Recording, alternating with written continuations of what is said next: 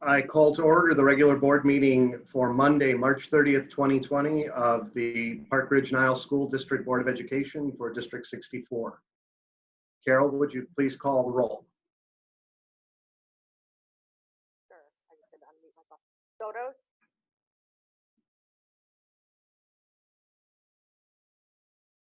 Tom, you're on mute. Here. Biaggi? Here. Pearl? Here. Riles?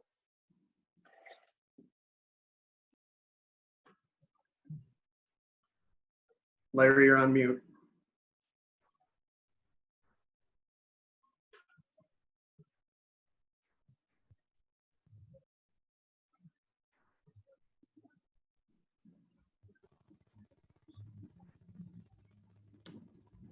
I'll unmute Larry. Okay. Here. Salas here. Little? Here. Sanchez? Here. Okay. Larry, since you're still unmuted, or if you can be unmuted, would you be so kind as to lead us in the pledge? Tom's got the flag. Pledge allegiance to the flag of the United States of America and to the republic for which it stands, one nation, under God, indivisible, with liberty and justice for all. Thank you. Okay, well, opening remarks from me. I wish I had some words of wisdom for everybody, but these are pretty sobering times right now. And the fact that we're all sequestered in our homes, participating in a virtual meeting is, I think, evidence of that. So just a couple of quick things to start us off. Obviously, the public who's tuning into this right now is aware that we're conducting this meeting virtually. And you're gonna have to bear with us a little bit. This is our first go around in doing this, but we will have public participation. It's gonna be a little bit challenging for this first go around, but so again, bear with us as we try and do this. But for those of you who are listening in, there is an email address that is posted, I believe, on the board or on the district website that you can use to send questions for the board, either in the public comment on non-agenda items, which is going to be in just a moment here, or during any of the particular agenda items that we have on our meeting tonight. We will do our best to handle those questions as they come in. Obviously, we'll be compiling them during each of the agenda items, and then I will open up for public comment, and we'll assess whether or not we have questions from anyone in the public at that time. So the only other thing I want to say is, obviously, as we all know, things are in flux right now in our country and our world. There's a lot on our agenda tonight we're going to be discussing and voting on, and I know, I'm guessing I'm not going to be the only board member who's going to be asking this question, but on virtually every one of our agenda items tonight, I'm going to be asking the question as to whether or not we're going to be bound by any of the decisions we make tonight in light of what's going on with the pandemic right now, whether it's signing a contract for a particular service or for hiring staff. I know there's going to be a lot to discuss tonight and a lot of open questions that are not normal for us. So with that, I think we'll move on to the section where we offer up public comments on non-agenda items. So Natasha, can you tell right now if there are any questions from the public on non-agenda items? There are no public comments at this time. Okay. So Rick, I thought maybe I would just jump in and talk a little bit about school closures and dates, Sure. Just because we might end up getting questions right away in regard to that. So we have a communication all set, ready to go out to families. We were anticipating that the governor might make an announcement today extending school closures, but that didn't happen. So we're anticipating that that could potentially be tomorrow. If it isn't, we're just going to send out our communication anyway. It just might be that we have to adjust it afterwards accordingly. But I think the one key thing is that we've laid out the calendar all the way through the end of April. Now, internally, we've done this all the way to the end of the school year, but for now, to at least share with parents, here's what we would do if we are out of school through the month of April. Keep in mind that as of this moment, we are only out of school by the governor's direction to April 7th. So we are still waiting to find out what happens April 8th and beyond. The governor did ask every superintendent on Sunday to submit to him our opinion on whether we'd rather have like little breaks, like we're out for 2 weeks and then we'll find out about the next 2 weeks and then we'll find out about the next 2 weeks, or would we rather just know the entire plan for the year? So everybody gave feedback on that, and I'm guessing that that will be some part of his decision making. So really, if people have questions about e-learning or questions about school closures or any of those matters, I think I'd wait for tomorrow's communication, and then after that, if you have questions, you can certainly bring them up then. Thank you. Great. Thank you. Okay, so if we don't have any, Natasha, I'll just check one last time. Nothing came in while No. we were talking? Okay, No public comments. great. All right, thank you. Then we're going to move on to the approval of the meeting agenda. Does anyone on the board have any modifications, amendments, deletions, additions to the agenda as presented tonight? Okay, I'm not seeing anyone. All right. We are going to move on then to the first agenda item, then official agenda item. That's the update on e-learning. So Dr. Lopez, I believe that is yours. Yeah, and actually I'm going to start and then we'll turn it over to Lori in a second. So a board member had asked for us to put on the agenda. So what I thought I'd do is just sort of a brief overview, but then maybe see what questions the board has. And Lori, MJ, and Leanne are all available to answer questions in regard to that. So it's okay if we use both terms tonight, but just so you know, the state has switched and is now calling it remote learning. And so starting with tomorrow's communication, we are going to start calling it remote learning as well. Just so you understand, the idea behind that is e-learning generally refers to electronic learning, and that's not really what's happening across half the state.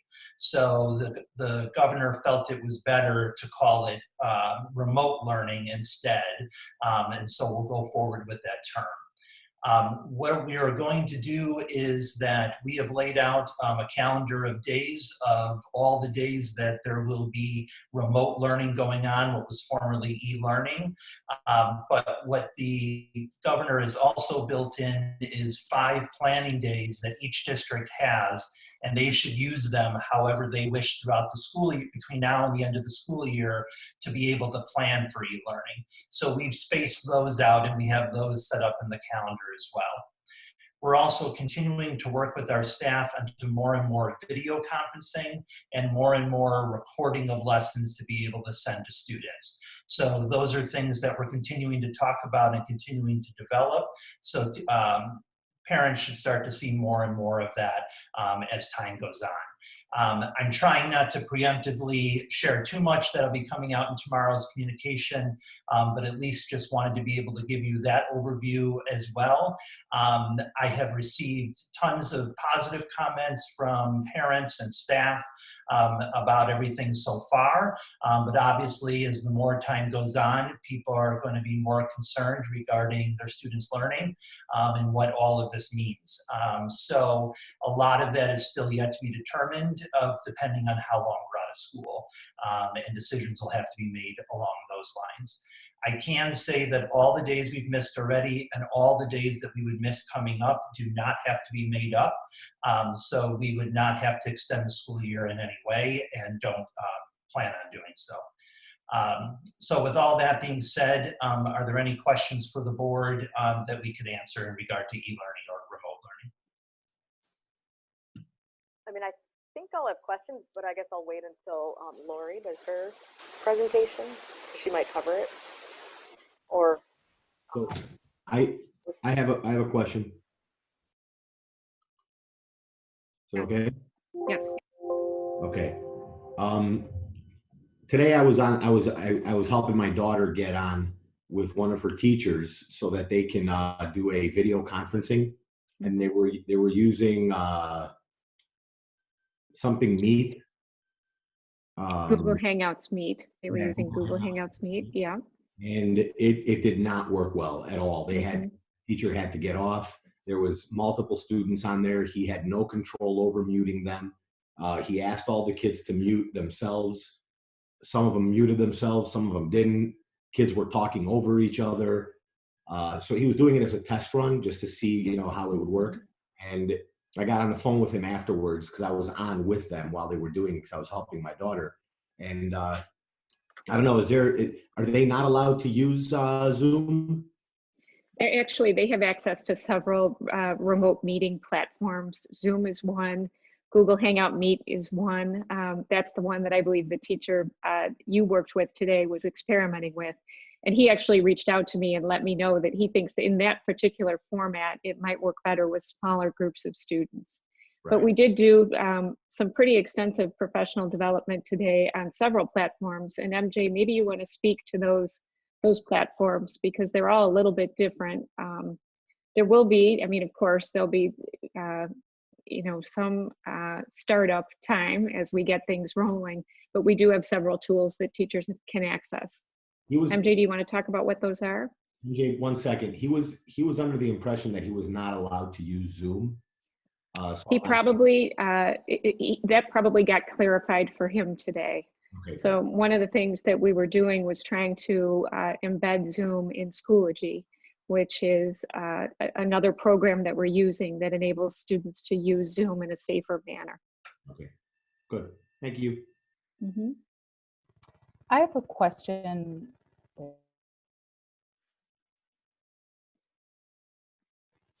right, am I unmuted? You're unmuted. Okay, thanks. I have a question about what they're doing right now. Does it affect their grade? Does it not affect their grade? Because I have some confusion about what they're doing now. Is it just supplemental or does it factor into? So that's part of the, yeah, thank you for asking that question. That's part of the information that we're going to be sharing in Dr. Olson's parent communication. ISBE has provided us with some guidance, which is very similar to the guidance that they provided us with before, which is that while we can give students feedback, they cannot earn a grade that would harm them, right? So grades can only benefit students at this point.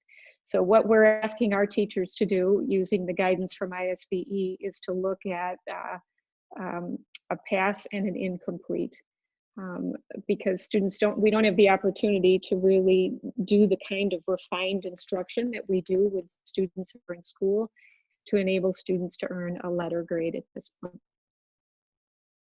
So if a kid is, writing a C+, is there no way for the rest of this season or the rest of this year? Let's say it's an 8th grader trying to get their grades up before they get to high school, their GPA up, or a kid in a kid in 7th grade or whatever, trying to get his GPA up. Is there no chance that child is going to be able to advance their GPA under the circumstances we're in now? Yes, that's correct. Yes, that's correct, Tom, as you said it. They won't be able to advance their GPA. Correct. Unfortunately.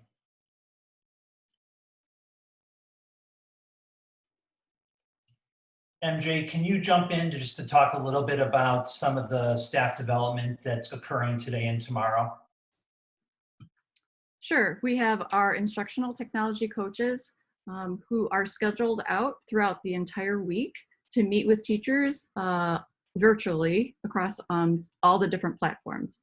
And so interspersed in between as teachers, so today there were several meetings that were scheduled online. There will be several meetings scheduled tomorrow, since tomorrow is not an e-learning day.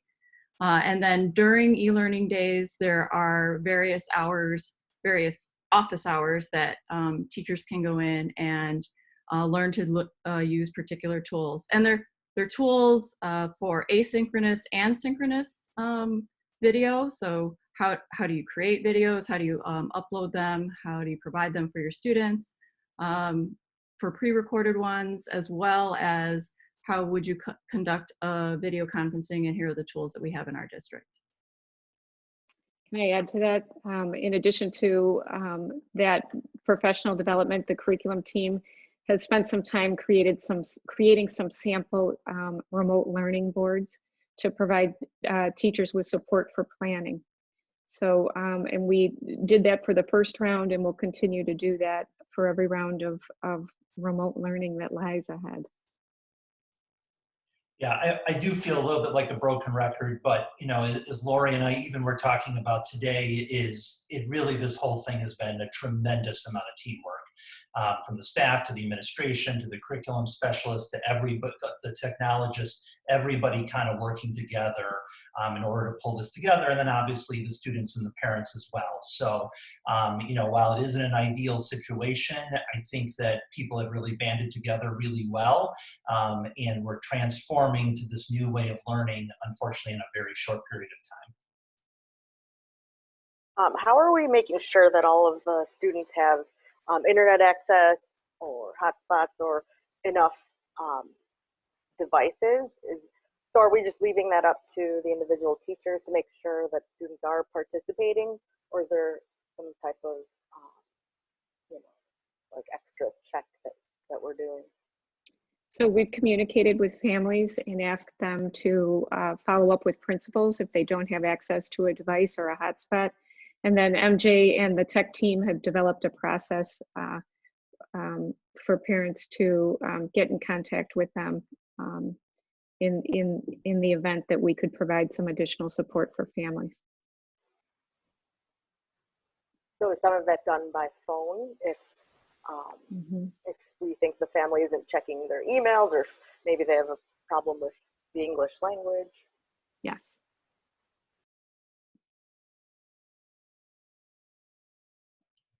So obviously it is a challenge, you know, for, you know, those families, but usually those families are in contact with an English language teacher or something to be able to help, you know, that they have their contacts in the school so that we can find out who they are and get connected with them.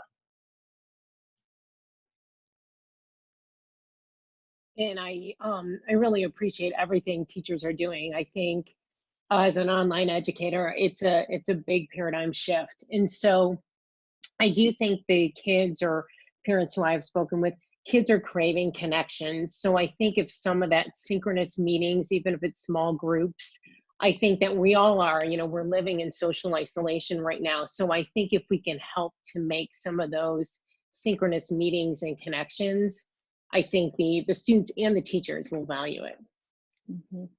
I do as well. And the feedback that we got back today from the professional development is that the teachers are looking forward to it. A couple of teachers have tried it with their students, and they said that their students' response is better than when they see them in the grocery store. So there's just a lot of enthusiasm around it, and you know, I mean, teachers are the adults that kids see the most after their parents, right? So they're missing that connection, and certainly I know I can speak for all the teachers in saying that they're missing their time with the kids as well. Other questions that we can answer for you?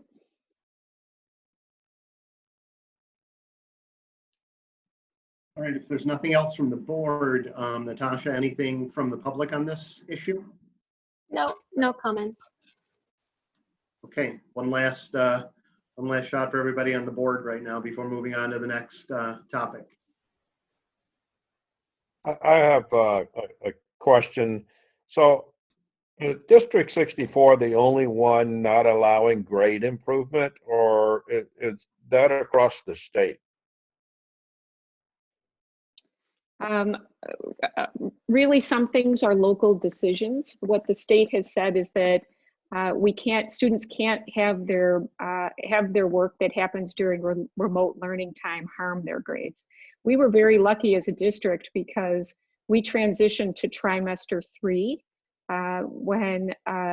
when this happened. So because we're on a trimester schedule, much of the content that our students are working with now that would contribute to a grade is actually happening within a new trimester.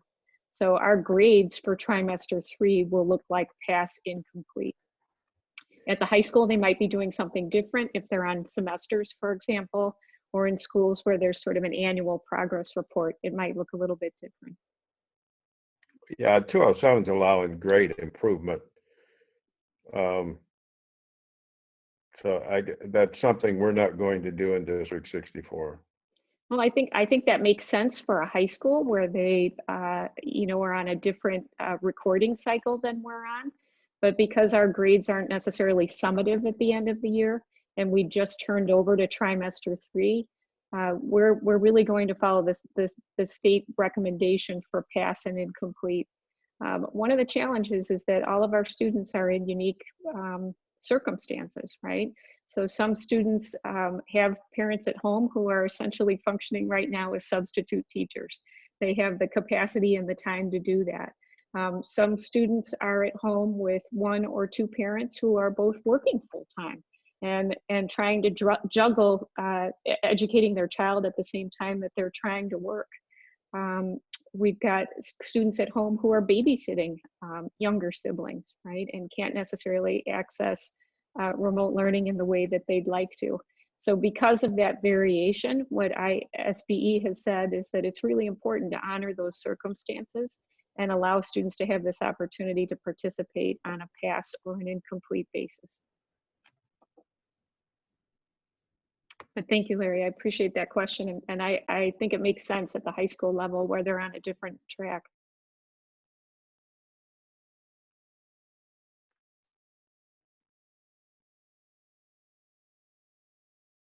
Yikes. Sorry about that. I was saying when I was muted, if there's no other questions, then I think we'll move on to the next topic. Thanks, Dr. Lopez and MJ, for all of that. Thank you.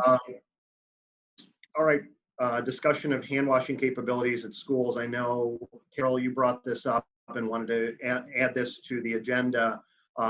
Unless you have specific questions, I thought I'd just have Dr. Olson kind of discuss our procedures right now and our plans, and then. Right, that's fine. And I think a lot of this now depends on the timeline that the governor is going to set. So right now it doesn't seem like it's,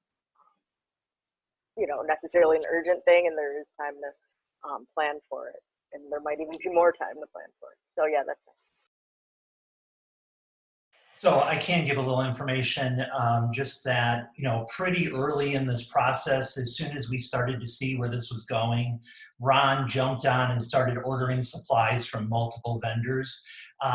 They were barely coming in right as the time as we were closing school. And he said there's still, most of it's on delay. I'll let Ron jump in if he wants to share anything about that. But, and with that order is like proper stations for distributing of hand sanitizer and so forth for all of our lunchrooms and so on. But you're right. If we were to come back into school before the end of the school year, that's a very big difference than if we're coming back next fall, and procedures and things may have to change. Ron, anything to add on the supplies? No, I check on it constantly every day. I've been talking with different vendors and getting the same thing from all of them, that they're telling us that hopefully they can get something in a week or 2, but realistically, with as short as supplies are, if we can get them in by the end of May, they're thinking that that's going to be the best case scenario right now. We do have enough cleaning supplies and disinfectant cleaners to get us through the end of the school year with no problem. The big thing that's back ordered and not available is alcohol-based hand sanitizers, should we want to add that to the buildings. But as I explained before, that that does create other issues with fire code and things like that. So they did say too that what I've been reading on CDC and IDPH, that an antibacterial hand soap doesn't really help a whole lot compared to the foam hand soaps that we are using currently, that the whole thing is to wash thoroughly, and a foam soap does work better than just like a bar soap or a liquid soap does. but an antibacterial does not help anymore, doesn't help against this virus any more than just a regular foam soap does. So, you know, I'll continue to keep you updated on the supplies. But right now, the big supplies that I've been waiting for are the alcohol-based hand sanitizers, so that we can put some of those stations up in the cafeteria areas and use it for that, and some extra sanitizing wipes. But we have thoroughly cleaned all the buildings and disinfected with our disinfecting spray and cleaners. All right, thanks, Ron. Does the board have any questions? I've got a quick one, Eric. So maybe two meetings ago, I think that someone from the Go Green group had approached the board about, as we were looking at the renewal of the Quest contract, that we look at like bulk pumps for ketchup and pancake syrup and things like that. I presume that in light of what's going on right now, we're going to scrap any idea that we'd be going to something like that as a result of this. Yeah, so I met with the Go Green folks maybe a week or two after the board meeting, kind of right before all this happened. We had talked about ideas and plans for, you know, looking to move forward for next fall. But you're right, with all of this, everything's been put on hold. So once things return to normalcy, then we'll go back and review that again. Okay. Anything else from the board on this issue? Okay. All right. We are moving on to the next issue, which is the community. Sorry, I just assumed there was no public comment on that. Oh, sorry. Yeah. Sorry. Yep. No public comments. Okay. All right. Discussion of the community forum meeting on special education. That one's listed as me. I know, Eric, that's probably a little more you than me, but I know the issue right now is that it was scheduled for April 2nd, and obviously that's not happening right now. And we've got to discuss when we might reschedule that and what potential deadlines we're up against.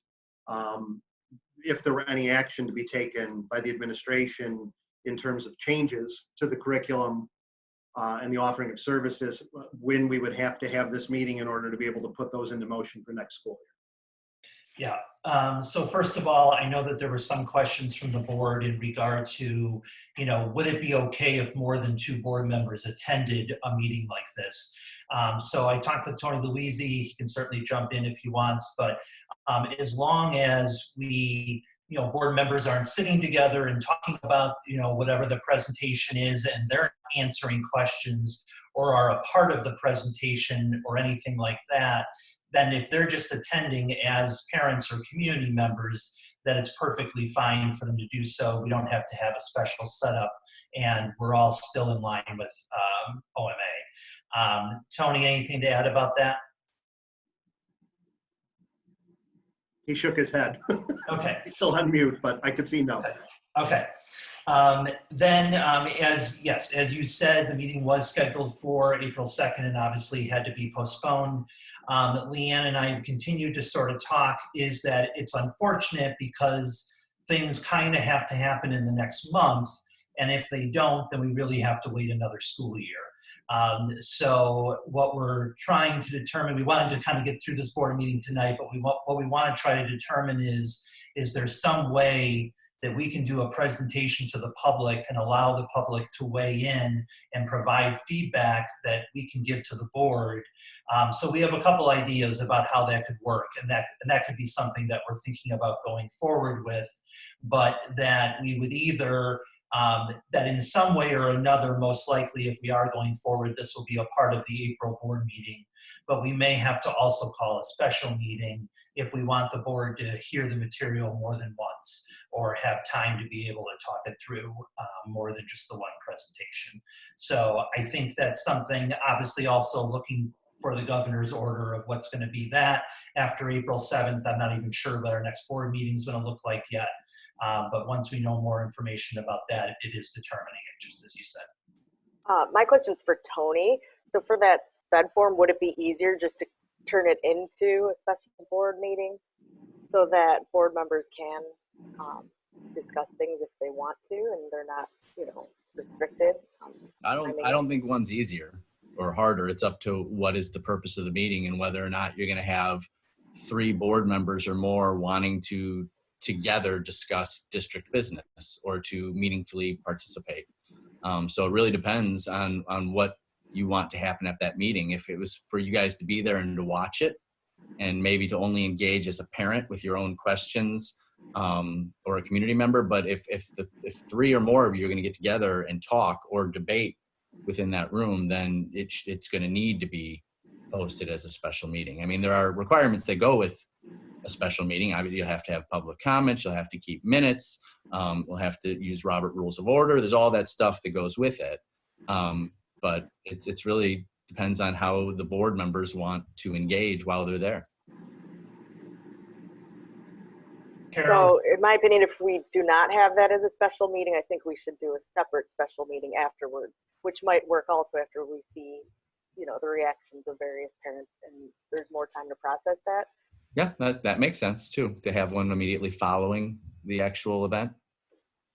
And Carol, that's something that Eric and I had discussed because, my feelings on this, that I want to have as much public comment on it, public input on it, and then I want to be able to take that back to our board to discuss that. And frankly, even allow then the public another opportunity to discuss it with the board directly. So regardless of whether we were all at that first meeting, I would still personally want another full opportunity for the board to go through it, discuss it, at length and in front of the public. And so that was part of the challenge as we were looking at that April 2nd date. Eric and I were already talking about, all right, do we call a special meeting just to deal with those issues after that and still try and kind of wedge that in with a regular board meeting in April, or do we do it as part of the regular? But now with the schedule being thrown up in the air as it has, I don't know. I mean, and again, vis-a-vis what the administration needs to do in order to roll things out potentially for next year, it's going to present a challenge on how we do this. So it just may mean we're going to need to be flexible and, be available for a special board meeting if need be.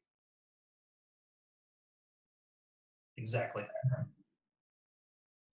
Eric, I'm glad to hear that you and Leanne are thinking about doing this in another way, digitally, just because it seems like Leanne and her team has put a lot of time into, what the next step might be. So to wait another school year, I would, I'm glad we're looking at how do we proceed, even though we're in a challenging time right now. How do we still proceed with the, some strategies in special education or a program? So thank you. Thank you. And, also Leanne and I were just talking about today, each of the board members is coming to different PT3 meetings, but obviously Leanne and I get to see all of them. So when we first started talking about this, back in September to the very last meeting, the one you were at, Denise, just to kind of see how far the parents in the room have come and how far the staff in the room has come. So I think I echo what you're saying. It would almost be too bad now to wait a year since we've built all this momentum and been able to get to this point. So I think it's well taken. Yeah. Okay, so more to come on that topic. And again, Dr. Olson and Dr. Frost will be discussing that and then get back to the board with next steps. So be on the lookout for that. Okay, moving on to the authorization of the 2020-21 staffing plan. And I just assume Natasha will let us know about public comment. Yeah. I'm watching. I will interrupt you if needed. Great, and I'm watching you on the screen too. So Yes. if I see you waving or something, I know. All right, Dr. Olson, is this, I know Dr. Martin's gonna do this. Do you have any introductions on this one? I don't have an introduction on this one. Okay, Joel, and the floor is yours. All right, well, thank you. As we presented to the board back in February, Dr. McGibbon's enrollment projections show the district going up by 86 students for next year. When we look at the known increases at 5th and 7th grade at Lincoln, along with the 3.5 projected McGibbon increases, and the potential for 3 bubble increases, we look at a potential of going up 8.5 core classes. The actual impact on the district would be 7.5 if all of those bubbles burst, because we are going down a section at Carpenter. So the board, or I'm sorry, the administration would be asking the board for authorization to hire up to 8.5 core teachers and 4.5 special teachers that would go with the additional sections that might need to be opened if all of those core classes were to come. Now, again, just to remind the board that all of this, outside the known increases at Washington and Lincoln, all of this is projections at the moment. We don't do any hiring until we have all the students who have been fully registered, everything has been verified, and we have double checked with all of our parents to make sure that they are indeed coming back for the 2021 school year. So this is just authorization that if all of that were to happen, that the administration could go out and start the hiring process. Again, we would be, as we continually done in the past, we will continue to update the board on enrollment and what things happen over the summer. But this is the point where we just come and say, are you okay with us moving forward with this staffing plan at the moment? And again, we are not asking for any additional positions outside of enrollment at this time. So Joel, let me throw a hypothetical at you. I promised I was going to do this for most of the meeting. So here's your first one. So let's say, I mean, the governor of Virginia tonight just extended a stay-at-home order until June something. You know, there's a chance this could go all the way through the summer. And what if we're staring at August with shelter-in-place orders still? How does that work in terms of hiring if we don't even know if the school year is going to kick off in August? Yeah, so 2 things. I think one is we're going to have to be monitoring this throughout the year and probably being a little more cautious than we normally would, as you indicated, because there's going to be a lot of unknowns as far as what's coming forward, when is school going to open up, what does that actually mean? But at the same point in time, I think what happens, even if we're in a situation that may look a little different than what we typically see at the start of school, we still need a certain amount of teachers to be assigned a certain number of kids, whether it's in classrooms, it's in an e-learning format, or whatever that case might look like. And obviously that would be a worst case type scenario. And so again, I think we'd still be in the situation where if we had sections that went over the class size guidelines, we would still need to put those people in place, because whether they're doing an e-learning and then transitioning back to the classroom at some point in time, or whether or not we're just opening up business as usual, I think we'd have to look at the fact that we have to assume at some point everything is going to go back to an in the building format, and we need to be prepared for that.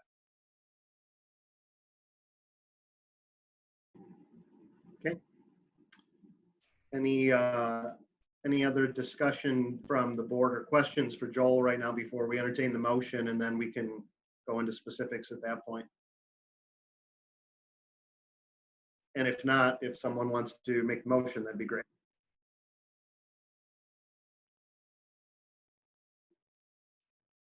I move that the Board of Education of Community Consolidated School District 64, Park Ridge-Niles, Illinois, approve the recommended 2020/21 staffing plan presented and discussed at the February 18th, 2020 regular Board of Education meeting. Do I have a second? I think Fred has the second. Was that you, Fred? Yes. Okay, so Denise had the motion, Fred had the second. Okay, discussion from the board right now. Any other conversation that we want to have with Joel? Any questions for Joel or Dr. Olson on this?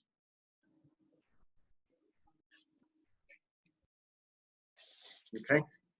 I'm giving a little extra time just in watching. I've got everybody up on the screen here, but just looking to see if I can see body language if anybody's not on mute. And MJ, if I can make a suggestion, as we go to votes, will you be able to unmute everybody at the same, all the board members at the same time, just so that there's no hesitation when we're going down the roll call? Great, thank you. Okay, no questions from the board. Natasha, any questions from the public on this one? No public comments at all. Okay. All right. Carol? Okay. Bellis, yes. Biaggi, Yes. Little, Yes. Riles, Yes. Sanchez, Yes. Soto, Yes. Pearl, Yes. motion carries. Great, thank you. Okay, moving on to A6 on our agenda, which is the approval of the recommended personnel report. This has a regular component to it and then a component that I think, at least for the new board members, they haven't seen one like this before. So Joel, do you want to explain that process? Yes, absolutely. So this is the time of year where we always non-renew, or I should say, we dishonorably dismiss all of our part-time teachers. We do that every year because at this point, we don't know what those part-time positions will look like for next year. That doesn't mean that these people have done anything wrong and they won't be hired back at part-time positions or maybe even full-time positions. But at this point in time, we just don't know if we'll have these exact spots. So we always, every year, honorably dismiss all of our part-time teachers. Along with those, along those same lines, every year we have probationary first-year teacher assistants. We do the same thing. We honorably dismiss those individuals. Again, that doesn't mean they've done anything wrong. It just means at this point in the year, we don't know what our needs will be. So we honorably dismiss those. And as we assess our needs moving forward here in the spring, many of them do get rehired as we move into the next school year. And then we do have a resolution for the non-renewal of several probationary first-year teachers within the district. And so you will see all three of those components are part of the personnel report along with your typical resolutions and approval of leave of absences.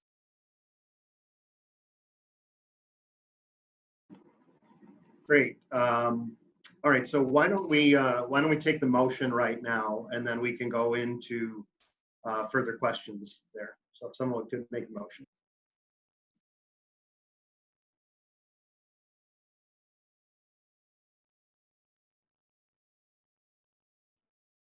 I move that the Board of Education of Community Consolidated School District 64, Park Ridge-Niles, approve the personnel report, including resolution number 1246, honorable dismissal of teachers, resolution number 1247, dismissal of first and second year probationary teachers for reasons other than reductions in force, resolution number 1248, dismissal of probationary educational support personnel employees, noting that the personnel report is based on the recommendation of the superintendent and not upon the board's direct knowledge regarding any of the specific individuals selected for employment.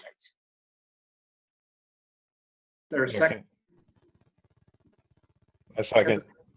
Larry, you have the second. Great. So it's been moved and seconded.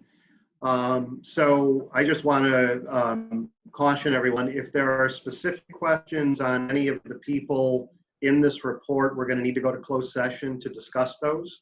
So we can do that. I wouldn't suggest we do it right now. I'd suggest we do it at the tail end of the meeting. But if there are specific questions that we have for Dr. Martin or Dr. Olson on any of these, that we would hold those right now because they're personnel related, and we could go to closed at the conclusion of the meeting. But absent that, any other questions from the board on generally on the report?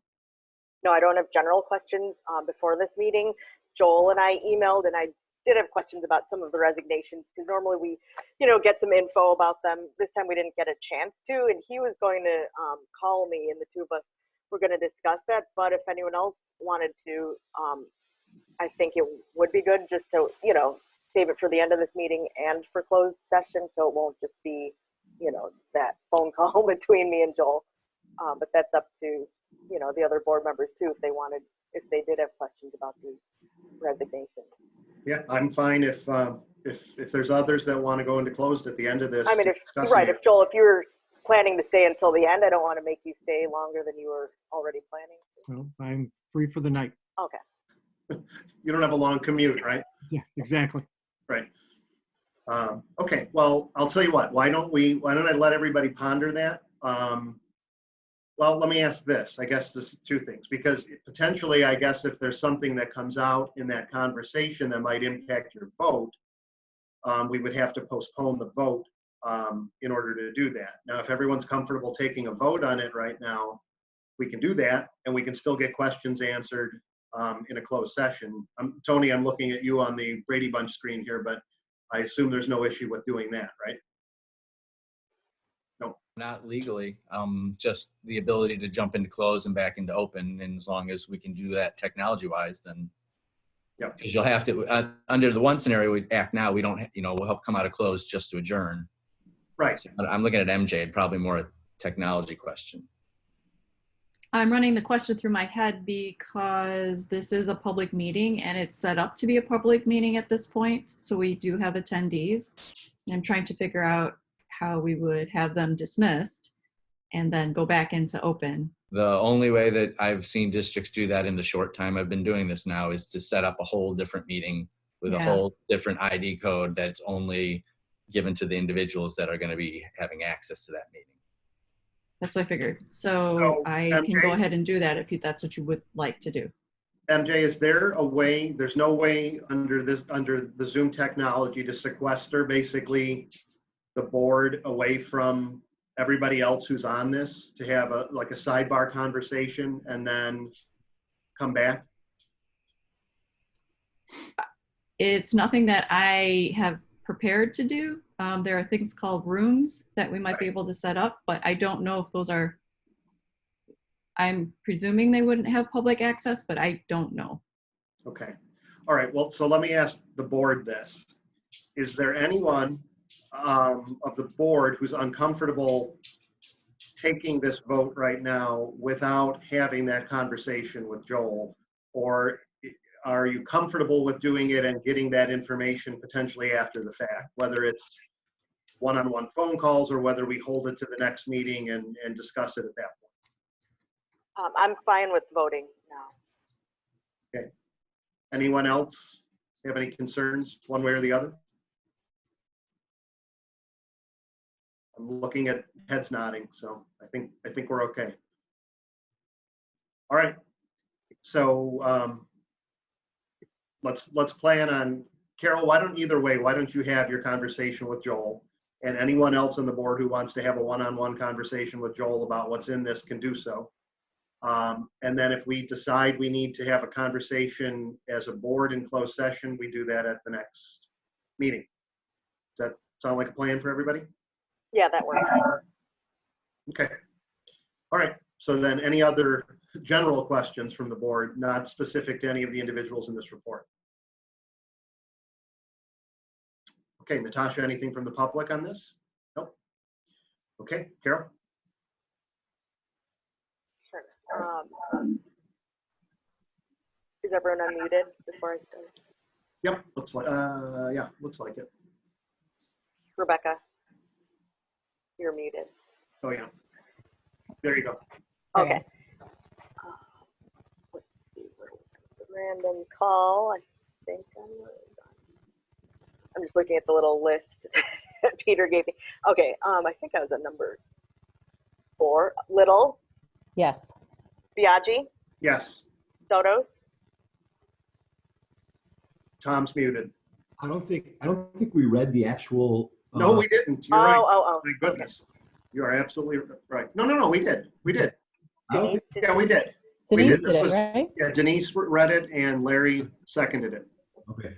Yep. All right, then yes. Pearl, Yes. Salas, yes. Sanchez, Yes. Riles, Yes. Okay. motion carried. Thank you. All right, we are moving on. Thanks, Joel. Thank you. Moving on to the approval of the asbestos abatement project at Washington, which is A7 on our agenda and in our packets. So Luann, I think this one's yours, right? There you go. Yep, nope. You're on mute again. You got to unmute yourself. There you go. Okay, all right. Well, this project actually already took place. So this was scheduled over spring break. I was actually out at the school today. I did the district walkthrough since, given Ron's health condition, I don't want him out in the district or in the public because of work he's doing for us. It looks great. The contractor did a great job. And the rest of it will be done when school is over. So depending on when we finish the school year, we'll move on with the rest of it in the classrooms. So as outlined, we got 7 bids, with the lowest bidder was Hussar Abatement out of Franklin Park, and they have done work for us before. United Analytical, Thad Daniels, our Director of Field Services, recommended Hussar Abatement for the project. The project fee, which was pre-design, asbestos inspection, and design services. So this also includes testing of different tile areas that we asked, was $15,673. And then the project design through the bid process, and then the management of the actual project was $59,000. So, well, let's take a motion, and then we'll go to questions.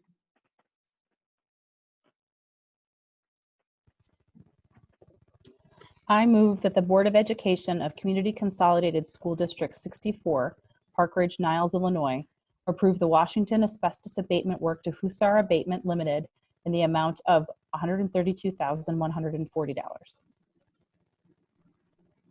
Is there a second? Second. Fred has the second. Rebecca had the motion. Great, thank you both.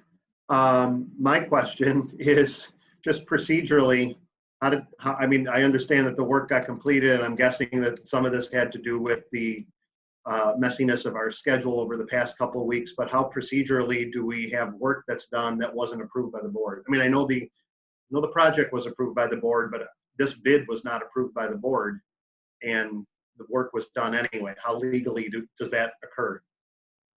I had talked with Eric about it, and we had decided to move forward with having the work done. Tony, do you have an opinion on that one?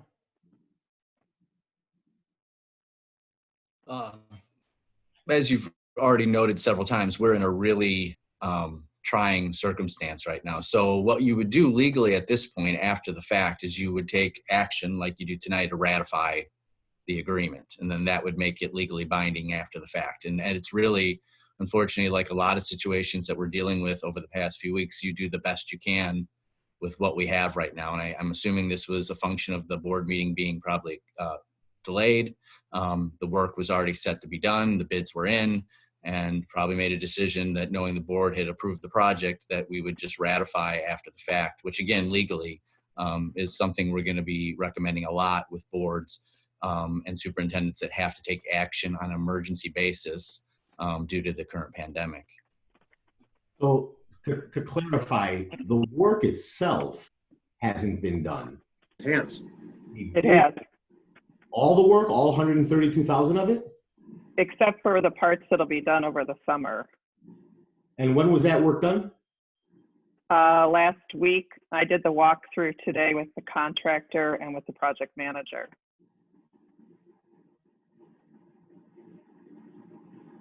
So you decided to do the work because the school was closed to get a jump start on the summer? Right, we always do it over spring break, and this was on the agenda for approval at the March 16th meeting, which did not occur. Yeah, so just to be clear, it was always scheduled for spring break. That was always right. So then there's a so then it's misstated in the explanation before the action item, because it says for work to be done summer 2020 asbestos abatement.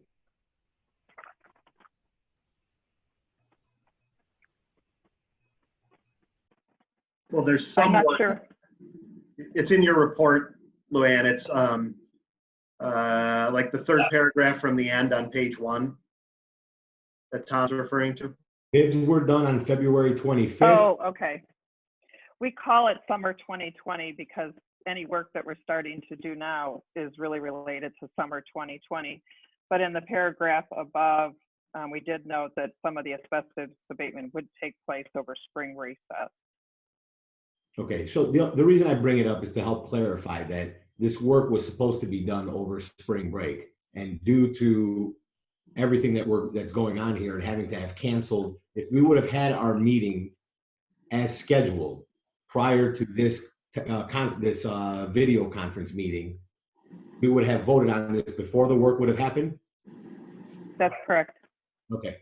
just wanted to clear that up. Yep. Okay, any other questions from the board on this topic? And you may not know the answer to this, but is construction able to proceed now? That's essential, so it's allowed? Yes, it's considered an essential service. So the addition, actually, they poured the parts of the foundation last week. Oh, okay. Thanks. Yeah, and that question has come up several times, including from the ROEs, and it's been clear that they've been deemed essential, all the way from landscaping to construction. Yeah. Oh, great. Thanks. Okay, any other questions from the board? Natasha, anything from the public? Okay, No comments. thank you.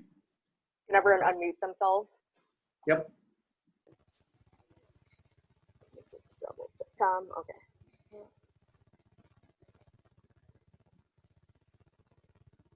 Okay, Sotos, Yes.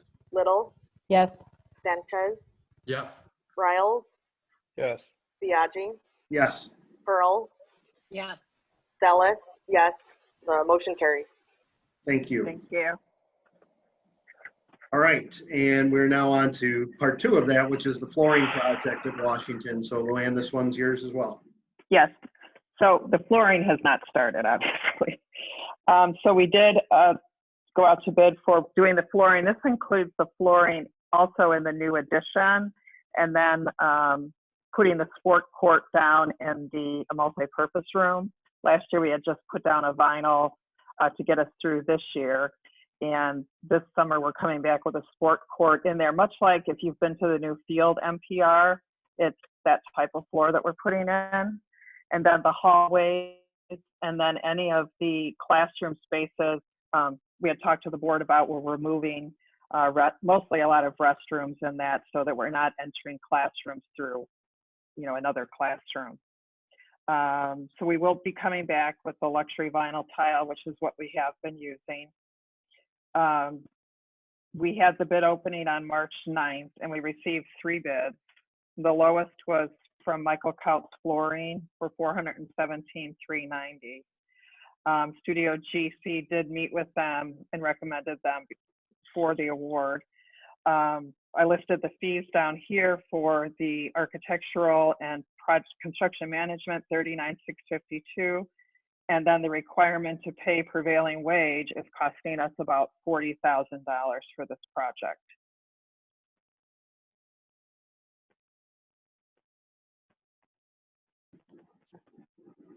Okay, anyone want to make a motion on this one? I move that the Board of Education of Community Consolidated School District 64, Park Ridge-Niles, Illinois, approve the flooring contract for Washington summer 2020 work at a total cost of $417,390 to Michael Kautz Flooring. Second. Rebecca, was that you? Second? Great. All right. Fred moved and Rebecca seconded. Discussion on this from the board. Luann, how did this number stack up to the estimated amount for that work? This actually is lower. I don't have the estimated with me at home. But if you had a chance to look at the bid sheet, our next lowest bid was $493,000 for this.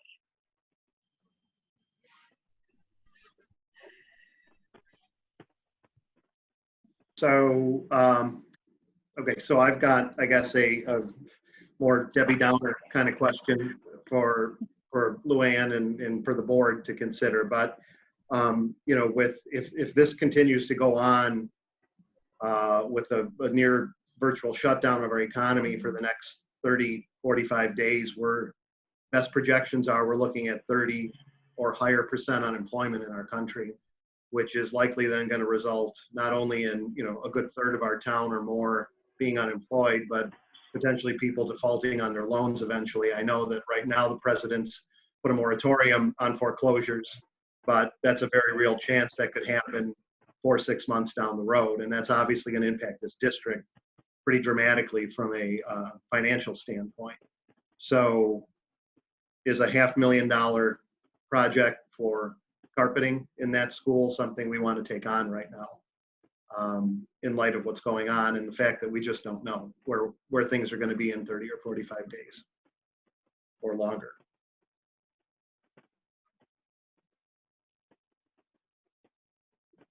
So if you don't move forward with it, Rick, I would just have them break out the amount for the new addition and then for the classrooms where we would be doing the reconfiguration. And then the halls would remain concrete, but I have to tell you, when I was there today, it's probably the best remediation job I've seen. So the concrete actually looked pretty good. If we were going to do that, we would work with Ron and his team to put some type of sealant probably down. Ron, you can weigh in on that too, on the floor. And I mean, there's nothing wrong with that. We can put some kind of a sealer or it's almost like a roll-on shellac that you put down. You know, we would need to come up with some sort of an idea of how long we would want that to last so that we can intelligently pick out a product that'll hold up for that time period. Doing it over the summer would work because those products generally have a pretty strong smell, you know, like varnish or shellac. You know, we've all worked with it. So to do that over the summer, the problem is sealing that concrete going forward is going to increase the cost of putting something else down because now you're going to have to grind the finish off of that concrete for adhesive to hold the new tile down. So Ron, do we have to seal it? That's what I wasn't sure of, because normally for the rest of the school year, it would just remain as is. We don't seal it. It'll continue to chalk and create dust going forward. You know, we've dealt with it for the last month or two of the school year with it tracking into the classrooms and things like that. And, you know, the guys constantly broom it and dust mop it, trying to keep some of the dust down. As it continues to dry from the removal of the adhesive that was on there now, the product that they used, as the product continues to dry, you'll get more and more chalk out of that floor. But we can look, you know, we could check with Rick and with Couts and see if there's a product we can use to try to seal it a little bit without it having a long-term effect on us, you know, creating more financial burden to prep it later. Tom? So I understand your concern, Rick, and it's a real concern because if people don't pay their mortgages, taxes won't get paid, and you know our little pot of money might not be as large as we thought it would. Is there any way maybe we can find the $400,000 or a portion of this and a different part of the project, maybe somewhere in the new construction portion? Because I tend to agree with Ron on this. Floors unfinished, big problem later on. Even if you don't seal them to avoid having to grind them down, you leave them unfinished for a year, and they take on liquids, they take on oils and greases from shoes. We're going to have to do a lot of prep work to get our vinyl to stick to that to adhere to it nicely. So we're probably going to add more of a headache to ourselves than anything. Not to mention, you know, walking around in those hallways drearily for an entire year without flooring is probably not the greatest idea. Is there a way we can shave a couple $100,000 or hold off a couple $100,000 on the new part where the subflooring will be a different type of subflooring that might not need the carpeting or vinyl right away, where we can still address Rick's concerns, but at the same time not have the problems that we would be creating by not doing this floor? The only thought that I would have, you know, without sitting down with Rick and Luann to see where we're at with the contract with with the addition and all the new work is if we hold back a little bit on the MPR, maybe not put the new floor down in there and keep the inexpensive vinyl that we put down on a temporary basis right now. And maybe some of the other remodeling in that room, just get by with what we have to do in there. I would think that cutting back on that floor and on some of that work, we're looking at well over $100,000, probably about 150. So, there's a nice start to it, and then we can look at some other things. We can get together with Rick and look at some other things about shaving some other items down, that won't affect our existing contract with what we've got going already. The other thing is we always put that money in Ron's budget for doing projects, which is about $500,000. And so we could allocate either the entire cost or some percentage of the cost using some of the Fund 20 money that we have. I would suggest that we finish those hall floors. Like I explained before, and like Tom just reiterated, I think it's going to cause more problems going forward than what it's going to save us. And also, it's the image of the district also. With we're spending all this money to put an addition on, and we did some work to the rest of the buildings, and then we're going to have this one building without a finished hallway floor throughout the whole thing. So it depends on which direction we want to look at it. I understand saving the money now, but explaining why it's costing us more money later is something we're all going to have to consider at the same time.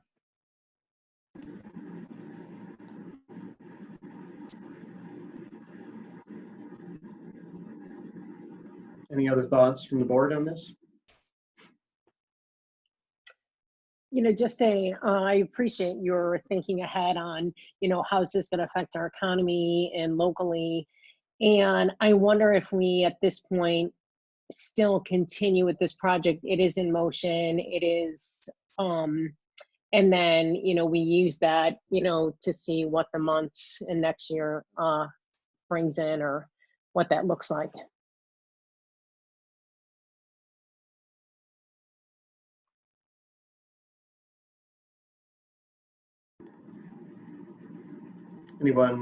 Any other thoughts from anybody on the board on this?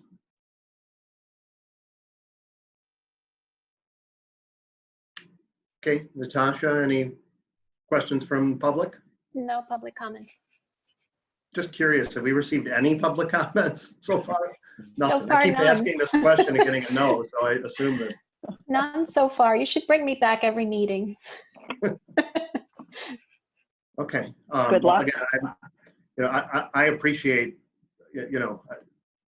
that this isn't the greatest thing to stop the project on, and it is what it is. I'm probably the wrong guy to be asking today about this, given, I'm trying to keep a business afloat right now and keep people employed. And, it's pretty devastating out there right now for a lot of people. And I have a hard time sitting here just in my own conscience, knowing, there's a lot of people losing their jobs right now or going to be losing their jobs, very big corporations that are going to be going out of business. It's tough for everybody right now. So anyway, that's where this is coming from for me. So anything else from anyone on the board before we go to vote on this? Okay, Carol. Okay, can everyone unmute themselves?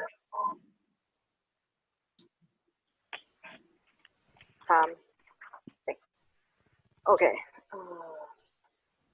Biaggi, Yes. Riles, Yes. Soto, Yes. Pearl, Yes. Little, Yes. Zealous, yes. Sanchez, Yes. motion carries. Okay, Thank you. thank you. All right, discussion of student fees, which is A9 on our packet and on our agenda. And again, Luann, this one's yours, I think, right? Yes, it is. Thank you. So just to remind the board, and we haven't, tomorrow we'll have a discussion with Eric and we'll probably talk about it. Right now, we still have registration for 2020-21 scheduled to start in April, the end of April. So we'll probably talk about that tomorrow to see, how we're going to proceed with that.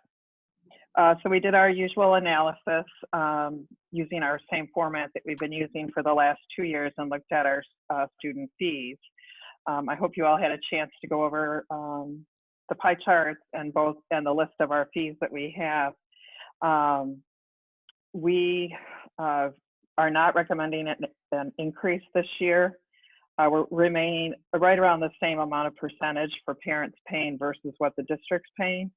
And remember, the amount the district pays could go up more in 1 year, depending on how many curriculums we're adopting, right? Because that's a huge chunk of money. So that, the difference between what the parents paying and what we're paying for the fees does fluctuate sometimes based on things like that. So this would be our 12th year of not raising our fees, which I think is great. In the area of participatory fees, if the board remembers, over the last 2 fiscal years, we had raised the fee for our interscholastic, and we had broke it out over 2 years, so it wasn't too much at one time. And at this time, we're not recommending any increase in that. Is that a separate one? And then in terms of our EDK, the right page, extended day kindergarten attachment 3 in your packet. We looked at what our revenues are and our expenses and what we're proposing next year in terms of revenues and expenses. And then a net profit or loss, we're looking at just over 200,000. If we, and a lot's going to depend on what happens as far as when we're returning to school. So that's where we're looking at in terms of a profit or loss for that program. We're not recommending the change in the cost for the program. We have filled all of the slots based on the sections that we had this year. And so we do have a waiting list already. We asked people to pay a $100 deposit to hold their spot. Right now we have 32 families that have not done that. We're going to follow up with them, given the situation, just to see if they forgot or what is happening. In all fairness to the people on the waiting list, because this is their daycare basically for them while they're working, we do need people to make a strong commitment, or we need to give it to the next person in line, to be fair. And in terms of our preschool fees on attachment 4, we remember this is a preschool that is run with our special ed preschool students, and then we have community students that are like-minded peers, which are very important in those classrooms. Looking at our revenues and expenses, we have a loss of just over 200,000 projected for next year. This program was never meant to, come in at 0 loss, because we do have a certain number of children in the program that are not paying tuition, those being our special ed pre-K students. We are recommending a $1 increase for the 2021 school year for the community students that are participating in the preschool. Any questions?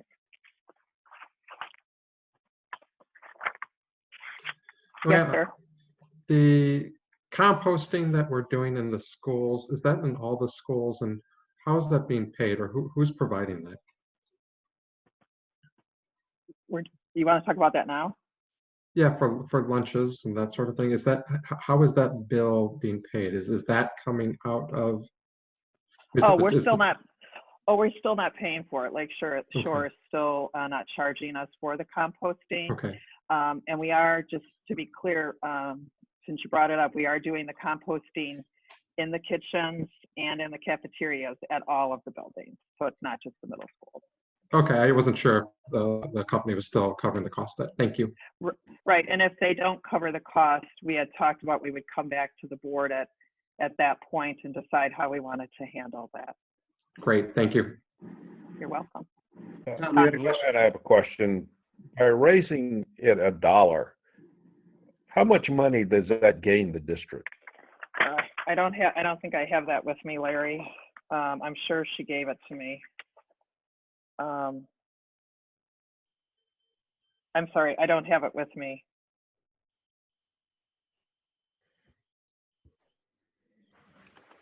Wait, are you asking by raising the student fee by $1? Right. Well, how many students are in our district? No. This is for the community preschool, so it really depends on the number of days the student's going, the 3, 4, or 5 days. So did you mean, Larry, did you mean just for the community preschool, or did you mean the whole entire student fee? No, Luann said that we were raising $1 for the preschool. So I'm just curious, by raising $1, if we don't increase $1, does it hurt us? Well, our the deficit will be larger than the 207. I want to say it was, and I should never guess, but I want to say it was somewhere around $30,000 would be the difference. Our rates are still, when Lisa Halverson had looked at this a couple of years ago, we were considerably less than outside preschool. And so I would assume we are still in the same position. Carol, I know you've had children go to Montessori preschool, is that correct? Yes, Brickton, Montessori. It's a lot. Oh, yeah, so did I. So I know what it costs. Oh, but, yeah. So this is considerably less than going to an outside preschool. If you don't want to raise the fee this year, we can certainly hold off till next year. Well, that was my point. I think the timing's bad. We had done this before. Preschool too.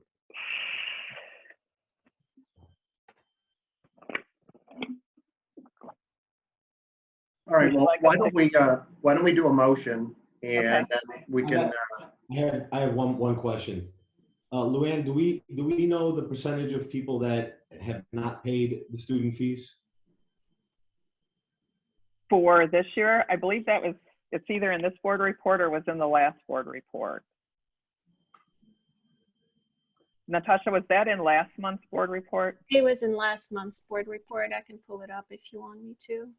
I just want to know if it was better or worse than the years prior. I want to say it was worse, if I remember Val's memo, because we had changed how we're doing the billing. So this was the first year people could register for school and delay paying their fee. Yeah, it was double than the year before. Right. So what are we doing to correct that? So we work with the families up until January. So from the start of school till January, at which point it's turned over to a collection agency. And, you know, we do take into account, obviously, any of our families that have a fee waiver.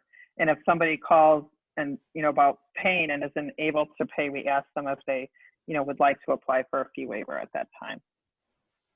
So we were at 3.71%. Of unpaid. Mm-hmm. I mean, which is pretty low. That's of the whole student body. So all 4,600 students. Okay. Yes. Okay.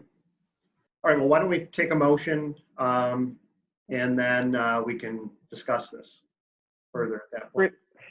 One thing, Rick, remember the fees, the regular student fees account for about over $1 million in revenue. Right. I move that the Board of Education of Community Consolidated School District 64, Park Ridge, Niles, Illinois, Approve the 2020-2021 student fees as presented. Second. Tom moved and Denise seconded. Okay, discussion now. I'll be the broken record then and just say, so Luann, so what happens if a third of our community can't pay these fees? Everybody's out of work. And what does that do? You just said yourself, that's $1 million plus to our budget. Mhm. So now we're 300 something less. So I haven't, because I, obviously was doing this kind of work during the late 2000 crash when that occurred in a, I would say, much poorer community. And I did not really see, the slide in terms of fees being paid, because we do offer people payment plans, so if they can only pay so much per month, we do allow people to do that. So during that crash, that financial crash, I didn't really see a reduction in how many people are paying the fee. It's hard to say if it'll have really any impact, because we really do work with them to be able to help them figure out how they would afford it, or we suggest they apply for a fee waiver. So at this time, it's hard to know. But have we ever had a fee waiver on the, magnitude of 35% unemployment, in our community? Have we factored that in, that's a possibility? Into our fees? Well, no, and it's that we would be giving fee waivers to potentially 35% of the students in our student body. If there's 35% unemployment in our country, I would assume that would equate to that. I don't think Park Ridge is going to be, not harmed in that whole mess. Well, we can definitely, when we do our budget, we'll figure that in, a percentage, to reduce that revenue by, to, make sure that we're not setting the revenue too high of an expectation. And Rick, I think your point's valid. It's going to affect us in some way, and probably in a large way, as you're detailing. I just think does the board then want to do anything different? I think Larry, made the suggestion, do we skip this, raising it $1 this year? Mhm. Or do we do something like that? But you're also right, we're going to have to start accounting for what's going to happen next year, depending on, how this plays out. Yep.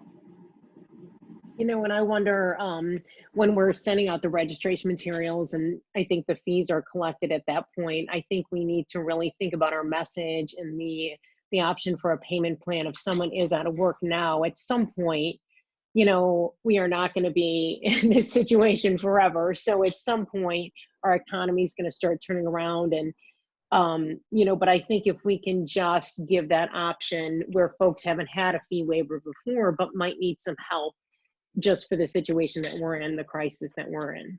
Okay, so when they register, they won't be paying right then, because we have moved to a different platform, and we've always given in our registration, the option that are going to do a fee waiver, and of course, if they don't turn it in, we do follow up with them in the fall.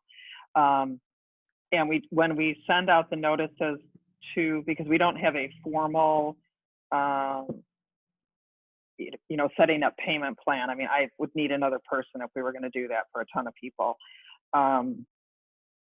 So it is in her letter. When you get the letter saying, we need your fees, want to collect your fees, we do offer that. We talk about a fee waiver, or we can set up a payment plan with them. So we really do work to be accommodating and help people. Okay. Yeah, and I think there could be people who haven't had a fee waiver in the past that Mhm. now, life is not what I have known it as. And so I might need to ask for that. But it's hard that I haven't asked for this in the past and now I need to. So I think if we just look at our messaging and just be cognizant of that and where Mhm. people might be. So thank you.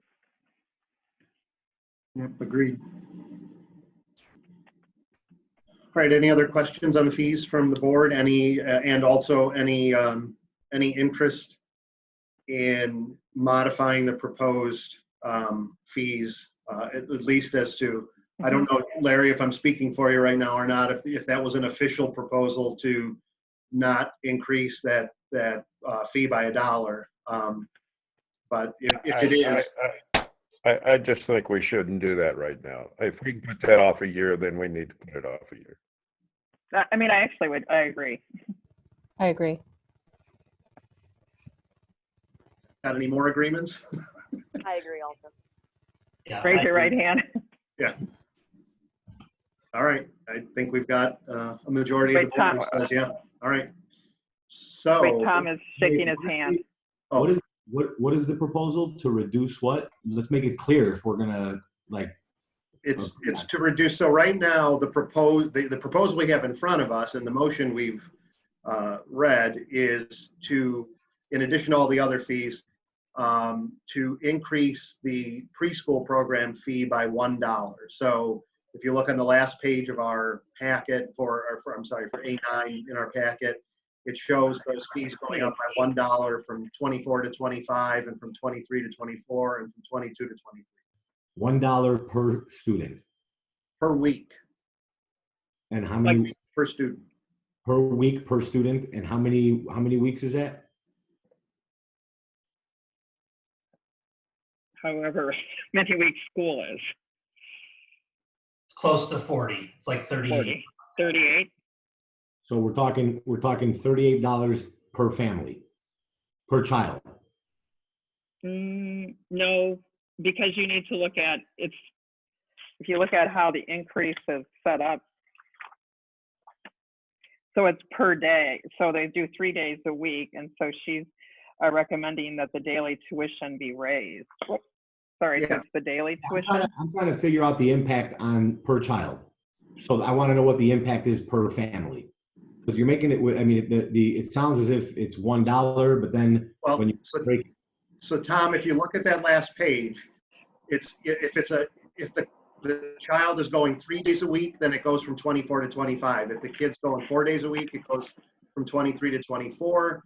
And if it's 5 days a week, it goes from 22 to 23, but those are daily fees.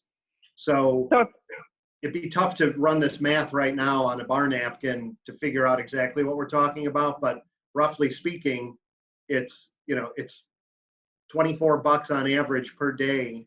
It's $100. No, it's $100 for a 3-day week. Well, actually, if you look at attachment 4, can you guys hear me? Yep. In this year, it's $38.50 if you do the 5 days a week. So if we left it the same, it'd be $38.50 next year. If we raise it, that's a $175 increase for the year. And that's for someone going the full 5. So if you just presume that every one of the kids went the full, we've got 100 and whatever, 25. We had 117 this last year, total students. Oh, no, only 72 pay that tuition. Okay, 72. So 72 times 175 bucks. That's on the high end of what it would be. Yeah. I really agree with Larry, though. The right thing to do at this point is to leave all our fees the So same. it's Thank you. $175 for the annual tuition if a student were to go 5 days per week. So Correct. So roughly it's $175. More though, it's $175 more for Right. 5 days a week. Yeah. So if a family's got 2 kids in there, then we're $300 for the whole year. $350. Right. Yes, that's correct. If I'm hearing most of it, I think Denise, I'm paraphrasing what you just said, but I mean, it's less the amount of money and it's more the appearance of what we're doing, right? And I would agree with that. It's like I said, the timing is bad. Agreed. I think it's both though. I mean, especially people with twins, that would be a lot of money for them if they're struggling. So the appearance plus, it could be difficult for people to pay that increase. Yep. All right, so I think I saw at least almost a majority, if not a majority, I mean a unanimous board say that was good. So Tony, it's been moved and seconded to approve as presented. So I assume we need to rescind the second, rescind the motion, redo the motion in the second with the modified proposal, right? Correct. Okay. So Tom had the motion. Tom had the motion. Who had the second? Denise. I think I did. Denise. All right. Do you rescind your second, Denise? I do, Rick. Thank you. And Tom, do you rescind your motion? Yes. Okay. Thank you. All right. So if someone would like to read the revised motion, which I think all we need to do then is just say, approve the 2021 student fees as amended in that motion. I move that the Board of Education of Community Consolidated School District 64, Park Ridge-Niles, Illinois, approve the 2020-2021 student fees as amended. Denise, you want to do the second again? I got the second, Rick. Awesome. Thank you. All right. It's been moved and seconded. Any further discussion on that? Okay, Natasha, your question? No public No comments. Okay, That's my line for tonight. no comment. All right, Carol? Okay, Biagi, Yes. Pearl, Yes. Sotos, Yes. Zealous, yes, Little, Yes. Sanchez, Yes. Riles. Yes. Motion carries. Thank you. All right, 8:10, we're on to the approval of the amendments to the transportation agreement. So Luann, you still have the floor. Okay. Thank you. Bellissimo Francisco Franco is still dead. Okay. So basically, we have, this is an amendment going back to our contract from 2014 with the bus company. So we're now at the point where we can only do a year-to-year amendment to our contract, and we can only do this if no other bus companies have come forward that want us to go out to bid. So we've had nobody come forward. Lakeview has offered a 3.75% increase. Someone shared with me the other day a district that just went out to bid and got their contract back with the same company, and they're increasing at 38% the first year. So what they do here is, right, they pay their drivers well to maintain them, which is good, right? You want to have a consistency with your drivers. Of course, you're always going to lose some people due to what, retirement, moving, whatever, change in their life. But we've been very happy with their service. I think with especially their special ed service, if Leanne was on, I think she would agree they go above and beyond in caring for our special ed students. I'm very happy with the service they've provided. I will let you know that next month we'll be bringing back an amendment that ISB has asked us to continue to pay the food service and transportation companies. And so I'm working out arrangements with them because why would we be paying for like fuel if the buses are not rolling? So we're looking at, items like that. So we're preparing that amendment. So it will be coming next month. All right, so we have two motions on this, one for the special ed contract and one for the regular education contract.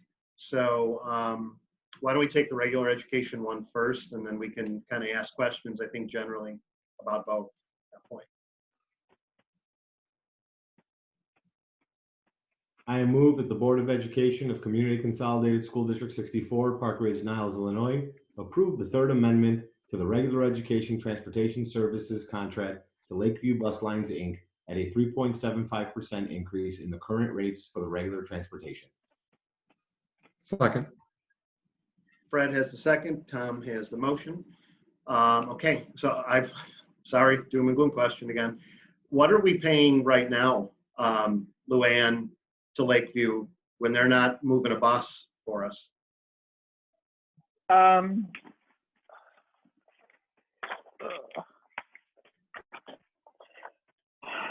So I had them put together the proposal of what it would look like. So for our special ed bus service, it would be $60,246. For what? What is that for? for not moving a bus. That's for the salaries. But for what period of time? 1 month. So just for the special ed contract alone, we're paying 60 grand a month Mm-hmm. while not a single bus is moving right now. Right, so it's not only drivers, we're also paying for air-conditioned buses, which are more expensive. We pay for monitors and aides on the buses, so it's all of the employees that work with our special ed children. Plus it includes the out-of-district runs that we do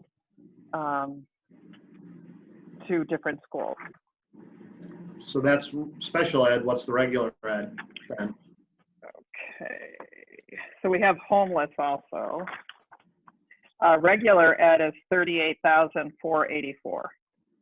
So we're paying roughly 100 grand a month, regardless of if a bus moves or not. Right, to keep the drivers working. Well, they're not working. Keep them in paid. No, but paid, correct. But ISB has asked the districts to do this. Plus we have the St. Paul route, which is about $4,200.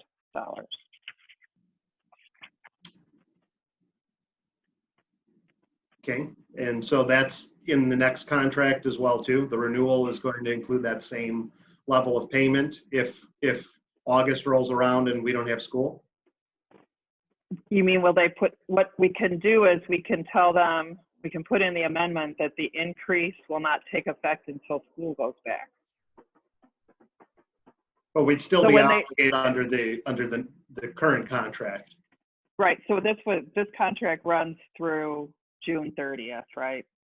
And our summer schools on this contract. So we would be paying these rates, but what my recommendation would be is when I bring the amendment next month, which will be the fourth amendment, which is to just pay the salaries during this, to pay the salaries and that during this time, I would ask that they not put the 3.75% increase on those bills and that we don't incur the increase until we actually have students back on the bus. So Tony, is this customary that you see with other districts that they're paying for bus service when there's no bus service? For right now, yes, because the concern is that if you're able to get out of your contract and you do terminate the contract early with the bus company, that they are most likely going to lay off all those bus drivers.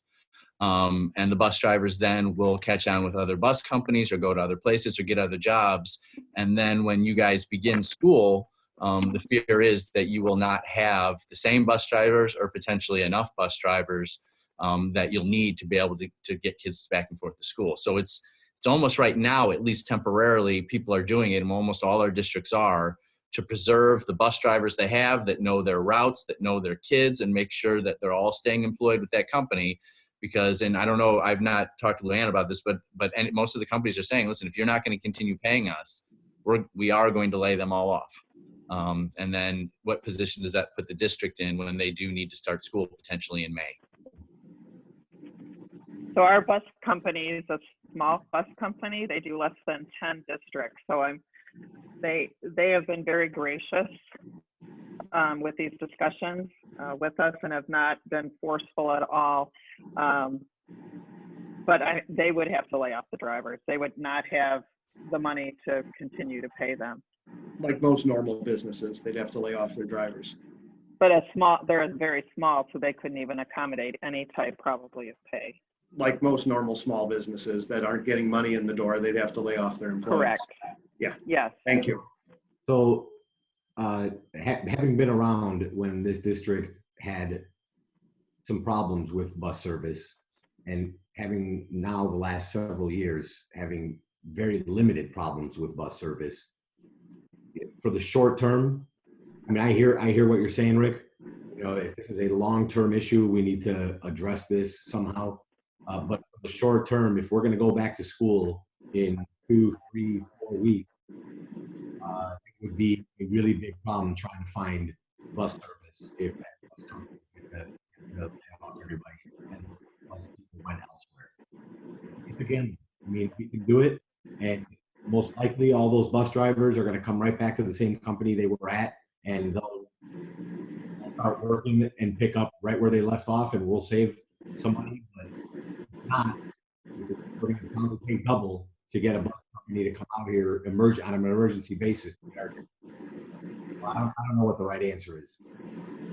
I agree practically, Tom. I completely agree. It makes me nauseous that, you know, because this is taxpayer money, we're just going to pay people. But in the real world, in the private sector, you just lay people off. That's how it works. And, you know, that's where 35% unemployment is not coming from the public sector. It's coming from the private sector.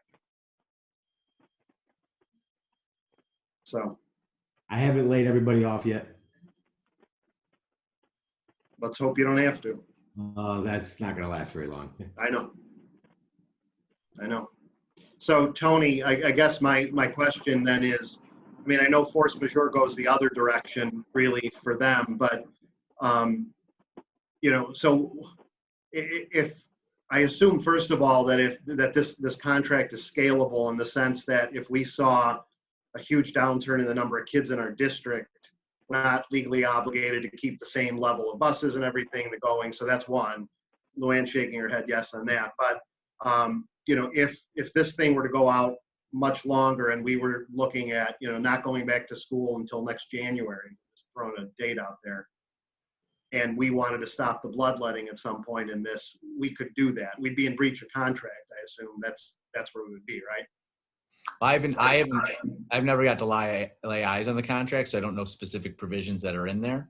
That would be my first question, is let me review the contract and see what your rights are. But I mean, I guess worst case scenario, you'd be in breach of the agreement and then potentially caught in litigation. Yep. So what if we did, Tony, and I'll talk to James tomorrow, what if, because we don't pay them during the summer, so what if this amendment just went through summer 2020 when we would have paid them, and then we would do another amendment in August? Yeah, I would run that option by James, because I know that James is literally been on the phone, I think, for 2 weeks straight with food service and bus contracts. So we have the amendment, and I can put the suggested changes in, and I'll send it to him to look at. But what really would we be doing there if we did that? We would just be saving the 3.75% if we did get back to school by August? No, so what Rick is saying is, and what I'm proposing is, it gives us leverage in August to decide, is this how much we're going to continue to pay them? Are we going to continue to pay them anything? We would do another amendment at that point. So this amendment would only cover through summer school 2020, because we don't pay them for regular bus service in the summer. It's just our extended school year, and it's not a lot of money. Right, but Luann, the downside to that is, while it gives us leverage to renegotiate again in August, it gives them leverage to say, fine, your new renewal rate is 37%. Oh, no. We need to take action on the 3.75. This is a separate amendment. The amendment for paying just the salary amounts I told you is coming back in April. So today is just amending us to the 3.75, but I see what you're saying. Would we be in breach of contract if we don't go back until January? Right. And we stop paying them anything. Right, we would. I mean, again, without seeing the contract, I would presume that we're in breach of contract. So what's coming in April? We're bringing back the 4th amendment to the contract, which will be the amendment basically that we will be paying them a percentage while school is not in session. So they're gonna try to mitigate your loss, right? They're gonna lower the cost for unnecessary things like fuel, or? Yeah, we're not paying for fuel or anything. Yeah. So they're going to try to cut out the things that are unnecessary, is my understanding. The 4th amendment is that an amendment we're agreeing to that we didn't have to agree to, or is that an amendment that they're offering us that's less than what we're already obligated to under the original terms of the contract? Okay, so it's two separate things. I was just telling you about what's coming next month. So what I'm asking you to approve tonight is extending the contract through the next school year with a 3.75% increase. Then next month in April, I'll bring you an amendment that we've prepared that basically says, while school is not in session, we agree to pay Lakeview, 85% of a normal transportation bill for the month. My question is what is our obligation under the current contract while school's not in session? That was never addressed in the contracts. Like, we don't pay them in the summer or Christmas or spring break. The default would be keep paying them in full or terminate the contract if you have the right to. So right now, what she's trying to address is an amendment that's going to address the situation that was probably not contemplated at the time, which is continuing them as a provider while they're not providing, most of their services. Now, since school is not in session right now, we could hold on this one, Rick, based on your concern about being in breach of contract in the fall if we don't go back to school. And I could talk to James a little more about it. We may want to amend the third amendment to add some language. So the third amendment is the one extending it for the 2020-21 school year. Right. We could have him. Wouldn't that make more sense to do this all at once? Because doesn't it give us a little more leverage on them to mitigate costs if if there's a question as to whether or not we're going to renew the overall contract period? Well, no, James wanted them kept as two separate amendments.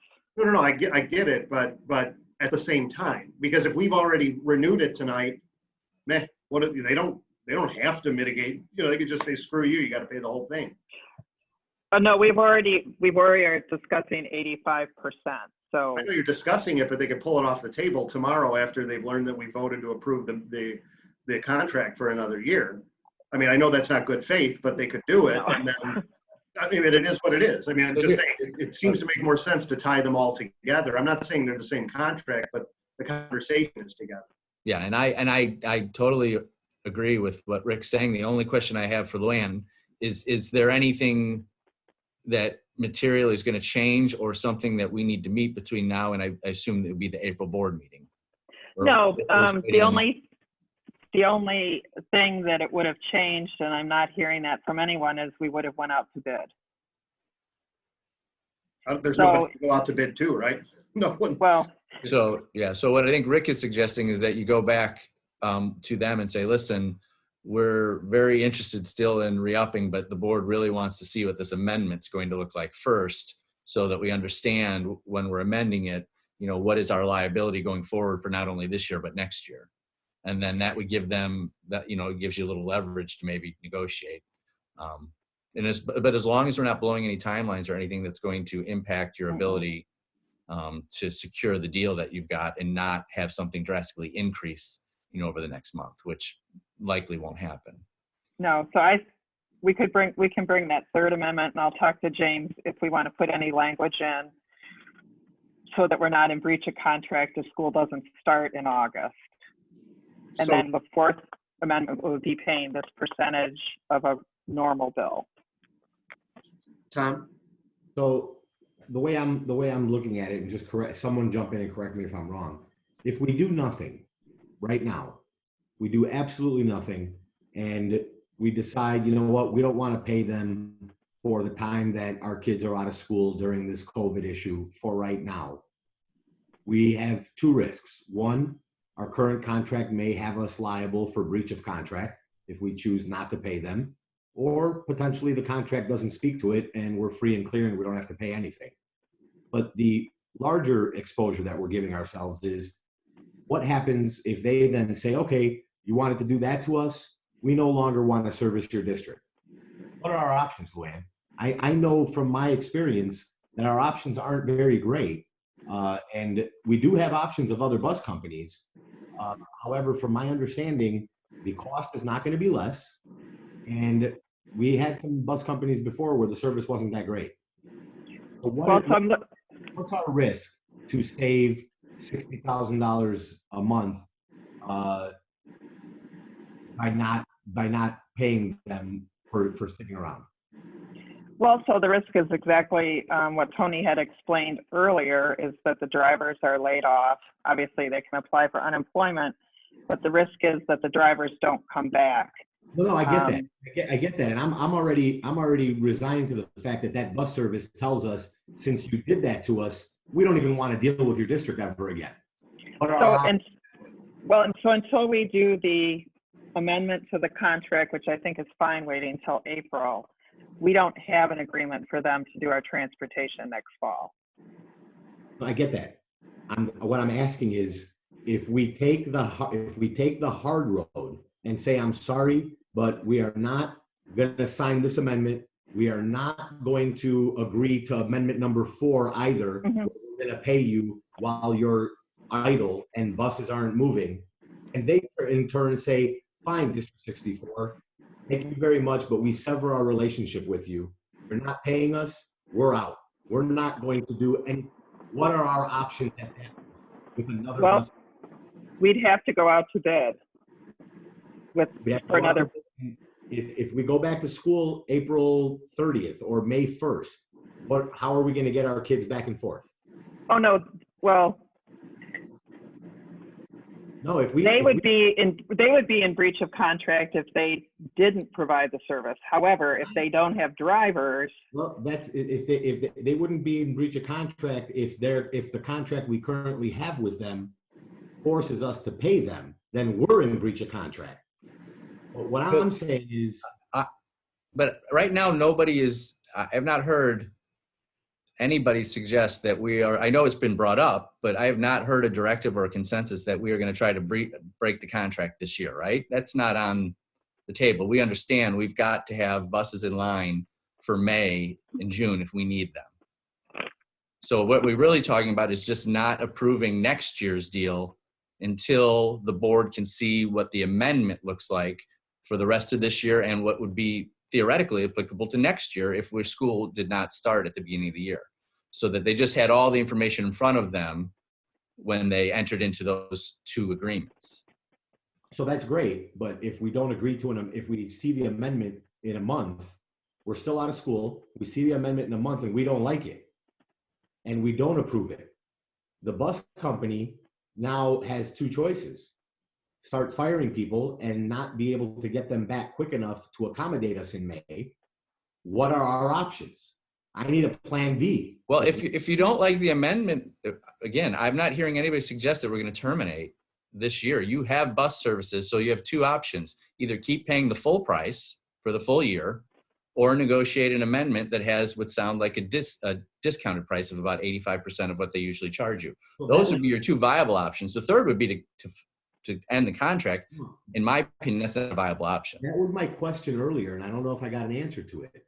Is this amendment coming to us, amendment number 4, is this amendment coming to us because the bus company wants to give us a break? Or do we really not have an obligation to pay under the terms of our existing contract if the buses aren't moving? That needs to be answered first. I don't believe you have an obligation to pay. I'm sorry? I don't believe you have an obligation to pay if the buses are not moving. So under those facts, if we don't have an obligation to pay, and we don't like the amendment because the amendment now makes us have an obligation to pay. So they're not doing us a favor, they're asking us to do them a favor by paying them something we don't currently have an obligation to do. I don't know that's a fact though. I haven't seen the contract. I definitely trust land. I've never read it to see that you guys. I don't know if that's a fact either. What I'm doing is talking this out so everyone here knows that it's a possibility. I need to know, do we have an obligation to pay them? And amendment number 4 gives us a break, or do we have no obligation to pay them? And amendment number 4 now obligates us to. So I don't think before I make any decisions. Right. So I don't think we're going to have that answer tonight because I think Tony needs to go back and review the contract. And 2, unless Eric and or Governor Pritzker wants to let some cat out of the bag right now on camera and say that we're not going back to school the rest of the year, which is a very real chance that could happen. we don't know the facts we're dealing with right now. We could, the Yes. governor or Eric could send his email tomorrow morning and say, we're shutting down for the rest of the school year. Yeah, what I could tell you is that that question about when school will go back in session will be a little bit clearer at your April board meeting. Yes, it will be a lot clearer, hopefully. Right. Now, the only thing we have right now is they're waiting, kind of to see what we're doing. So they would be still paying their employees at least up through that board meeting date. Which brings me full circle to the original question. If we don't pay them, if we choose in April, that, you know what, there's just too many unknowns. We can't afford this $60,000 a month to have buses idle, especially if we might not be going back to school at all. Where does that put us in a bus situation if all of a sudden the governor comes out and says, hey, you know what? Everything is so great. We're going back to school May 15th. We just decided in April that we're going to pretty much sever our relationship with our bus company by not paying them or not agreeing to amendment number 4. The bus company then says to us, I don't want to deal with these 64 anymore. You weren't willing to help me during my time of need. I'm not willing to help you during your time of need. What do we do? How do we get our kids back and forth? Right. So what happens is parents drive kids to school. That's what happens. I mean, All right, well, so to bring it back, well, first of all, I've just been watching the attendees during this conversation, and we went from like 14 to 8. So clearly this is, we're not pleasing the public with with this conversation. But so is everybody in agreement, though, that it seems to make sense right now to push this topic until the April board meeting, where we're going to have a little bit more information, one on the remainder of the school year, 2 on the obligations and potential risks involved in this contract, and that in the meantime it's status quo. We're paying whatever we're paying to this bus company to not put buses on the street. Is everybody? Well, we won't, Rick, one thing is we won't pay them until we know that, so we would not issue a payment before the board meeting in April. We would only pay them for days they actually transported children. And then we can put it in the bill, and if you approve it, we go ahead and release the payment. And if you don't, we just pull it back. But that would have been the same whether we approved this tonight or not, right? Because we weren't opining on whether or not for you to keep paying them while buses weren't on the street. We were only opining on whether to renew the contract. Right.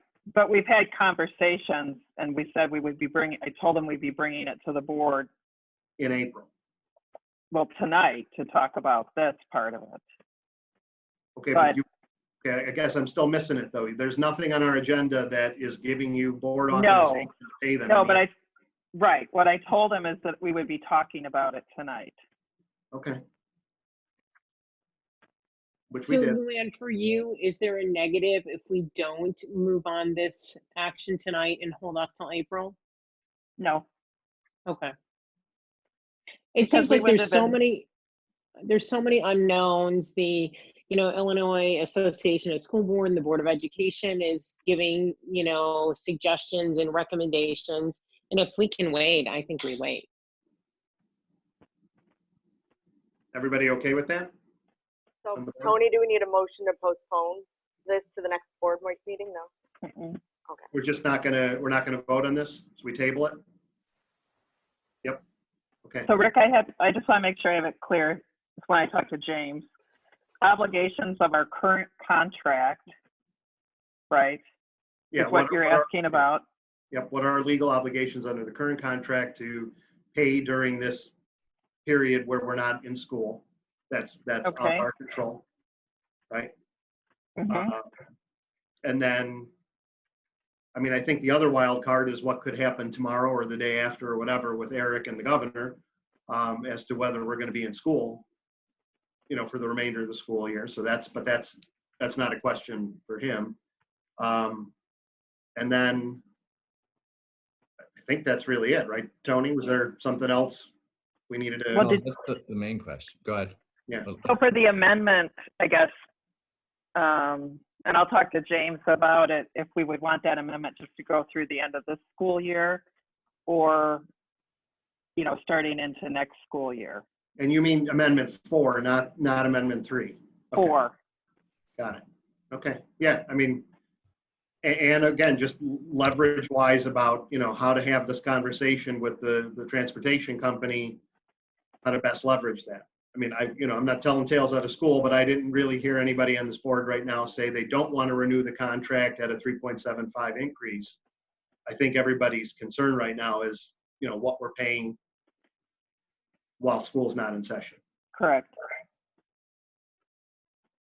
So, okay.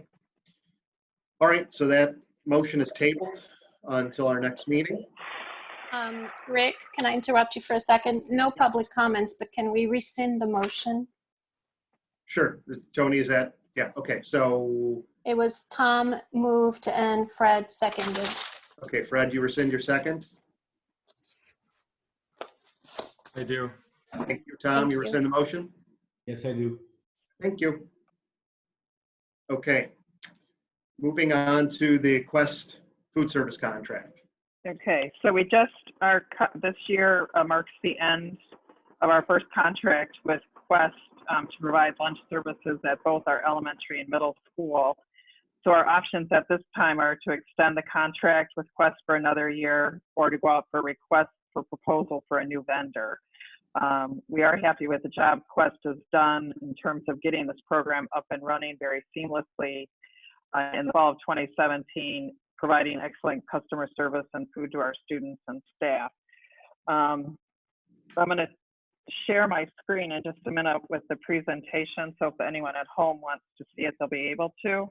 But I just wanted to go over the initial startup cost of this program was approximately $135,000, and that included all our necessary equipment for our elementary buildings, additional equipment needed at Emerson to service the 5 elementary schools, and a delivery truck which is used solely for the hot lunch program. As of December 31st, 2019, the district's 2.5-year profit was $71,141. When I subtracted from the 135, we still have a remaining balance of $63,527 to recoup our startup costs. We don't want it to run with a large profit, but it does need to run with some profit. We have every year ongoing maintenance costs with equipment. We also need to replace equipment at times, much like we had to replace the chiller at Lincoln during the summer of 2018. So you want to have money to help offset those costs when we have to do maintenance or anything else. As we discussed earlier, at the inception of the food service program, the decision was made to compost at every school, understanding that that additional cost for the products, not the actual hauling of it, is borne by the parent or guardian in the meal price. So I'm going to go share my screen. Let's hope this works. Okay, MJ, I can't do it. You disabled screen sharing. Let me see here.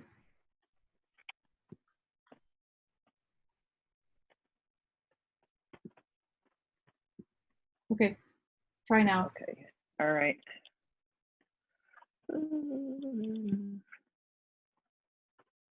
Okay, can you guys all see it? Yes. Yes. Okay, Yes. so we'll start here. I just got to move all your little faces to the side. Can I minimize them? Okay. So, okay, so this is basically looking at price comparisons. So this is where we break down the cost of the compost. Now remember, I can't see any of you, so if you want to say anything, you've got to actually talk. So looking at the compost this is really at the elementary schools. At the middle schools, we have dishwashers and we have the lunch trays, which are obviously washed. We have the 5-compartment plate, this is per lunch, so the 16 cents. And if we went to non-composting, you can see it would only be 4. Compost bowls at 26, non at 4. And the silverware is 13 cents, non-compost at 4. So the variance in the cost is 43 cents for us composting in terms of the products that we're using.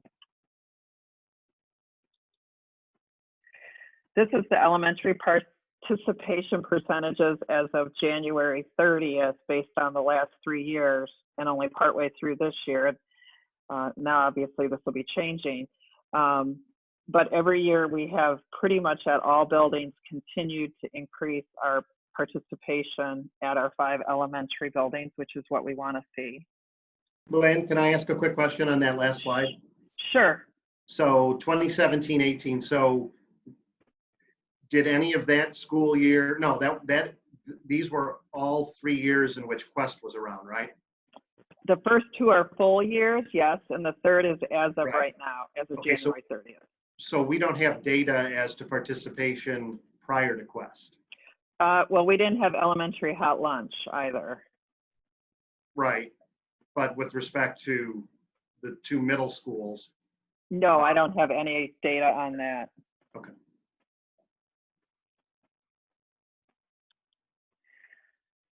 So then looking at the middle school participation based on the per capita, you can see between 17, 18, 18, 19, you know, we went from 54 to 57, and currently through January, we're at 56% of the students in the middle schools participating in some form of purchases, whether it's the lunch or a la carte items.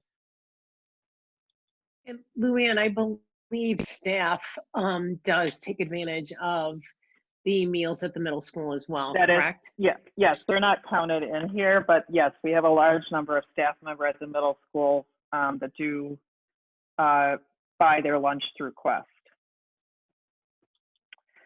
So we went and looked at other Quest accounts that they have. Remember, Quest does schools that are not on the National School Lunch Program. So ones that are very similar to us. At the averages, because there was concern about what we're charging. As you can see, like pizza and chips, we're charging what the other average accounts are charging, but for like hamburgers or the full meal, other districts are actually charging more. In terms of elementary, we looked at the lunch price, that elementary, including the fruit and veggie bar, your entree, a side, and then your drink. And we also looked at that in terms of composting, benchmarking against some similar districts. We're at 440 composting. When we look at 67, they're going to 450 with no compost. Lincolnshire 450, District 30 450, and Avoca at 420, and none of them are doing composting. Oops, so that's the end of the slideshow. Let's see, how do I go back? Okay. You guys all keep moving around on the screen. So any questions? Why don't we Where'd take, you go? why don't we take Oh, the there you- motion and then we can entertain questions at that point.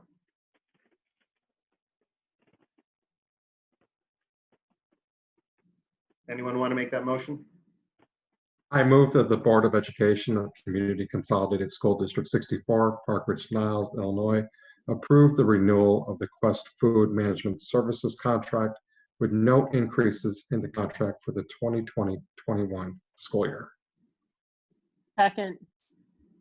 Denise, was that you? Yep. Okay, Denise had the second, Fred moved.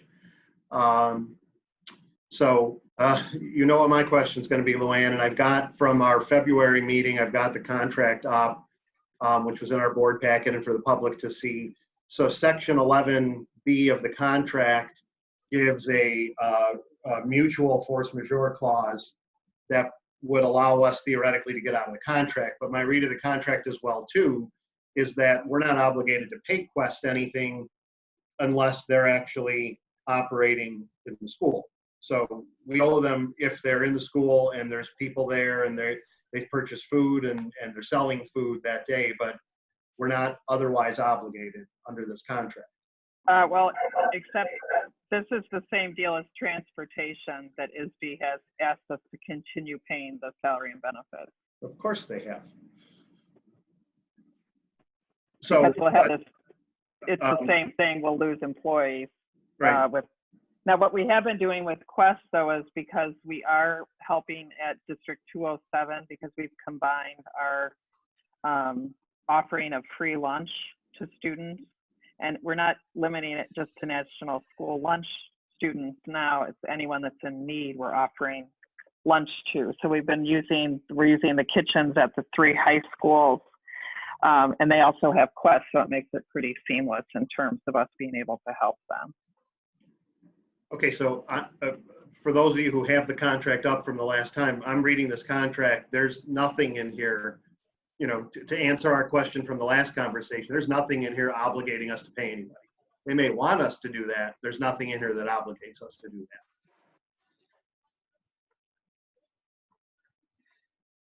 Well, and that's not on the table tonight. Okay, but my question, I guess, is, are you writing them a check in the interim right now? Only for what we've done. Right. You know, for services received.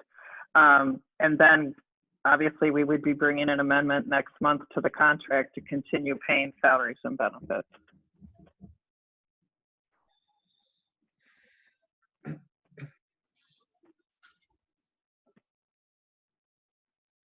What is going on with Tom?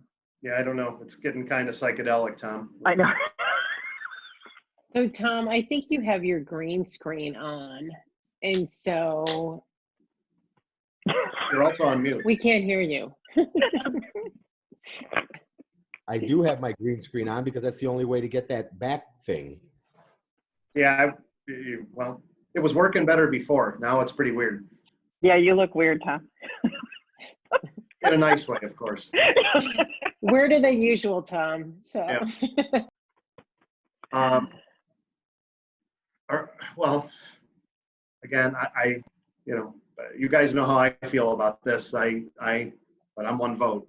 I don't know if, Tony, if this makes sense also to push, as we're doing with the transportation one, you know, if they're going to really come to us next month with oh, and by the way, we want you to keep paying our employees amendment, you know, after we've signed a renewal to the contract tonight, you know, I mean, I don't know.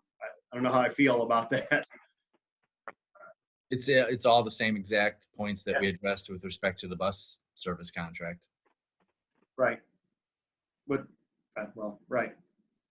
So Luann, I'll ask once again, is there a negative on this one to push it off until April just to see where the world is at that point? No, but we already have a clause in there, as Rick pointed out, in terms of if they're not serving the students, we're not paying them. Right. So that's the only difference, I guess, Denise, from the last conversation, is we do know that. At least, again, my armchair read of the contract is we don't have to pay them right now. Where we don't know that with the transportation contract, but they're effectively asking the same thing. They're asking us to sign a renewal at no increase, but then they're going to come to us next month and ask us to pay for all their employees in the interim. So I don't know. I mean, does everybody think it's the same in terms of leverage to wait and do that conversation altogether, or like we're doing with transportation? I mean, I guess my one question to you, Rick, would be is if they ask for that, are you going to not renew this and we're going to go look for a new food service provider? Because if we're going to do that, I don't want to wait till the end of April. Well, sitting here tonight, I mean, here's the thing. If we want to play, and we're playing hardball in public with everybody watching, well, with 8 people watching right now. I mean, we could sign the contract tonight, right? And we don't have to agree to anything after that. They're legally obligated to abide by that contract. Right. We don't have to agree to pay squat next month. That's correct. I mean, and arguably, we could have done the same thing with Lakeview. You know, what you're telling me, though, with Lakeview was that if then they released all of their employees in the interim, they probably wouldn't have a bus company in a couple of months because those employees might have gone elsewhere. Like, Quest is way bigger than Lakeview, and my guess is there's a lot of people out there who would come and work food service that might not necessarily be the same type of person who would come and work, you know, in a bus situation, a bus driver. So they should be a driver. They earn over twice as much Oh, I per know. hour. Oh, I agree. But I mean, I just, it sounds like from what you've told us over the last couple of years, that it's harder to get bus drivers these days than probably food service people or whatever. Than anything. Yeah, yeah. And so to me, the risk is much greater with Lakeview that we could really be in a bind. And as Eric pointed out, then parents are driving kids to school. Here, I guess I don't see the risk in holding their feet to the fire on that. But that's, again, that's my 2 cents. And the other difference with this one, which you pointed out, is you guys can assess this one month by month. Even if you enter into next year, because it seems that you have a provision that would allow you to exercise not paying if at a point you realize it didn't make sense. Yep. So I guess, I mean, I'm thinking out loud, but I guess I kind of feel a little different about this one, that we can sign this one tonight and they're stuck.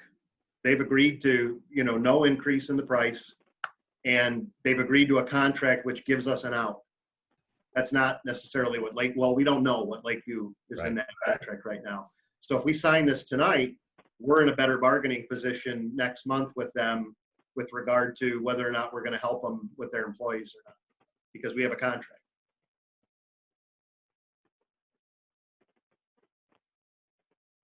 Tony, does that make legal sense?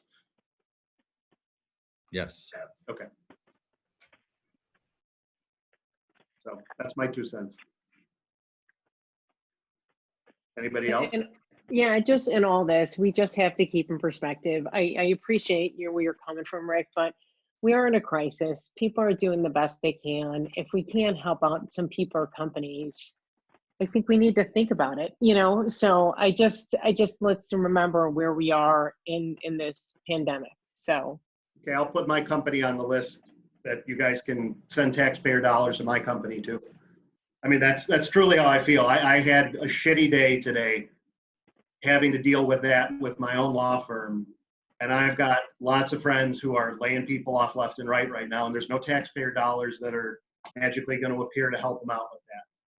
So again, it's the wrong day for me to be talking about this. And I hear what you're saying, and I think we all could share stories on our struggles, but this is a board meeting of District 64, so I think we keep it to that. Okay, on that note, do any of these services that we are contemplating have the ability to recoup keeping their employees on staff, paying them, and recouping several weeks, 8 weeks potentially of their salaries that they paid out through some sort of SBA or 7A or other type of loans? Because if they have the ability to get that money and applying for it, then the conversations we're having right now to bail them out by us paying them during this period of time is putting the burden on our taxpayers when it really should be pushed over there, because that's what many people are being forced to do. So having said that, if maybe those are questions we need to ask the people that are asking us to fund their employees during this downtime. Do they have other avenues? Because if they do, we probably shouldn't burden our taxpayers with it. I agree. I think that, I had talked to them before the package came out. So. Yeah, well, and there's a very real chance that if they were to accept payment from us for this, that they could be waiving their right to the SBA money that's out there right now that came about from Congress a couple days ago. I don't know. I've heard differing opinions on that as to whether or not you could continue to have revenue coming in the door and still take advantage of those SBA loans, or you have to have no revenue coming in the door. Like a restaurant that shut down and just isn't, had to furlough all their employees, or would otherwise have had to furlough their employees. So I think that's a valid question. And Tony, that might be one for your folks to look at in both the Lakeview context and this, that if they're going to take advantage of those SBA monies, then they shouldn't get both. They shouldn't be able to double dip. Yeah, there shouldn't be a windfall. Yep. So yeah, I'll definitely address that for James. And obviously we're looking at the package ourselves very closely. Yep. As we all are. Can I just ask real quick, is anything, Luann, that we're talking about affect us making sure that the kids who need lunches are getting them? Well, we have to pay employees that are making lunches, and our food service director that's running that part of our program. So we would still be paying some amount of salaries. And our thought is, as this continues, we'll have more and more people requesting meals. And I don't know if we're going to be told, usually we stop in the summer, and I don't know if we're going to be told we cannot stop. So the week of spring break, we actually, District 63, which has a much higher low income, Arbor could not do any food service for them. So we actually put our people helping to make their food for District 63. Last week, it just seemed like the right thing to do, because they're serving, I think, anywhere between 800 and 1,000 lunches, and then breakfasts also. So we cover that regardless. That was just 1 week of helping them. So now Arbor is back, and we're working with District 207 to meet the needs of, well, they have many communities, but what we're working with them on is 207 and 64. So right now people can pick up the meals at the high schools, and if they're unable to, they're to call Lindsay, and then we will deliver them. So Luann, I think maybe where Rebecca's going is, if this is going to last weeks and weeks and weeks, and we need to keep providing those services, if we decide we're not going to honor the contract, then those people aren't going to be able to give out meals anymore either. Right. Right, I have no one to make meals then. Right, okay. Well, but just to be clear, I don't think we're saying we wouldn't honor the contract. I think, in fact, we're potentially saying we're going to sign the contract tonight. I think what we're saying is we might not maybe entertain an amendment to this to continue for us to pay their staff in the interim while no one's working. So, but we would pay, Rick, just to be clear, the people that are working right on the lunch would continue to be paid. Exactly. If they're working, we're legally obligated to pay them under the contract, period. But we wouldn't be paying people, we wouldn't be paying the full part of the contract during a period of time that people aren't working, unless we agree to the amendment next month, which would obligate us to pay them. Correct. Okay, so very But again, just keep in mind, Tom, that the quote full part of the contract reads that we just owe them for whatever staff is used to staff the various lunchrooms and to cook the food and to hand out the food and whatnot.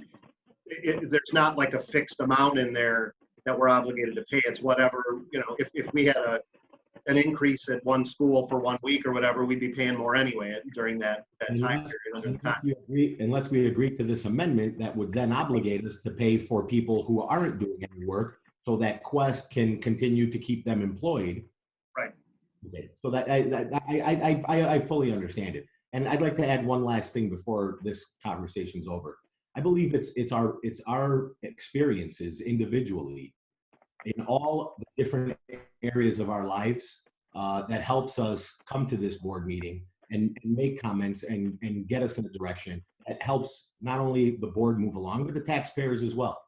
It's the information that we gather as individuals in our many different careers that helps us navigate through this very difficult path of knowing who has to pay for what, where the money's going to come from, if money's going to come, SBA loans, non-SBA loans, whether these businesses that we are contracting with have the ability to go out and get funds elsewhere. So I think Rick, you're Well, we lost the tail end of you there, Tom, but maybe you stopped talking. No, I said your comments earlier were very well appreciated by me, at least. Oh, okay.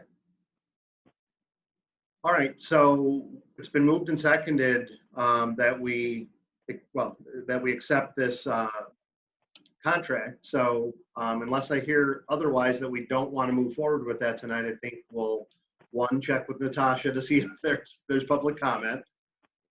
And I'm going to say again, no public comments. Okay, no public comment. And then I guess 2, if there's anyone else from the board that wants to chime in on this, and if not, then I think we'll just let it go to an up or down vote. I know we briefly talked about this before with the Go Green meeting and the people Eric met with.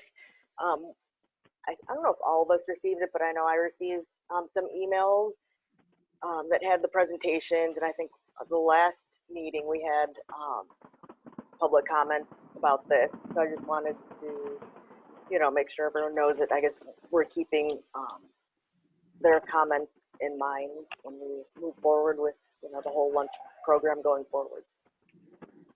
Yep. Okay, if there's no other comments or questions, let's take a vote. Okay, is everyone unmuted? Denise, Rebecca, Tom, can you unmute yourself? Okay, Sotos? Yes. Sellis, yes. Riles? Yes. Biaggi? Yes. Pearl? Yes. Sanchez? Yes. Little? Yes. Motion carries. Okay, All right, you. thank you. All right, Joanne, sorry, you still have the floor. It's the natural gas contract. All right, maybe this one will be easier. Eh, So, right, I can dream. right, I know. A girl can dream. The current contract with Direct Energy for natural gas is going to expire this May. We had done a three-year period locking in rates every year for over that 3-year period. In deciding on how to proceed with purchasing it, we chose to use Tradition Energy again. They, as I pointed out in there, do have the U.S. Communities, which is now known as OMNIA's National Cooperative Purchasing Program for Government Entities, so we used them again. And we received bids from 4 vendors to supply natural gas for, you can see the terms, from 12 to 60 month period. Tradition Energy, their fee is structured according to the OMNIA contract and is based on District 64's historical usage and the number of building meters. So Tradition's fee is actually paid then by whoever wins the contract. The lowest responsible bidder, and I had him rerun the cost again today, is still Constellation. We were recommending that we lock in for 60 months for a couple of reasons. One, we're coming off of one of the 2 warmest winters in the last 30 years, and the production of the natural gas is at an all-time high, which has driven the prices to a 20-year low. So we do have the opportunity right now to reduce our natural gas budget by a substantial amount every year. If we go for a shorter term, it is considered more speculative for the district in terms of trying to play the market every year in terms of our gas. The change in this is seamless to us.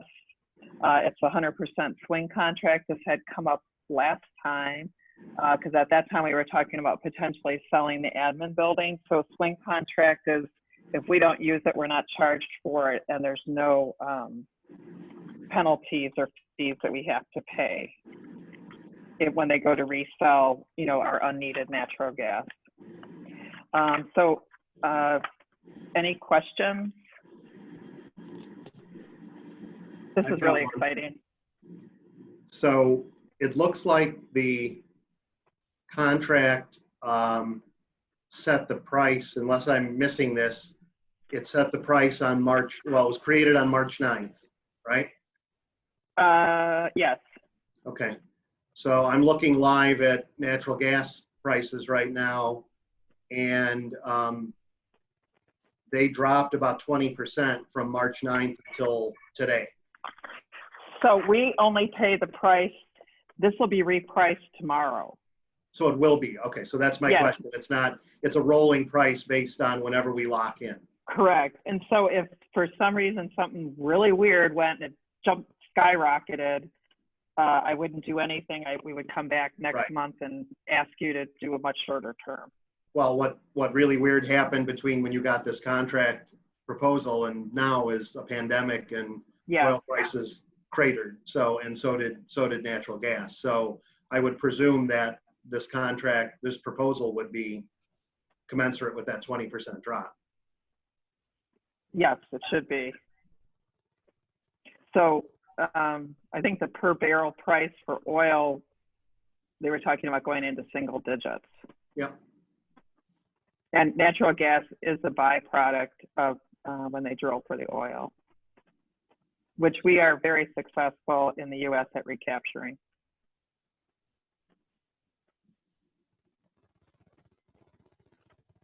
All right, well, why don't we take the motion and then we can ask additional questions.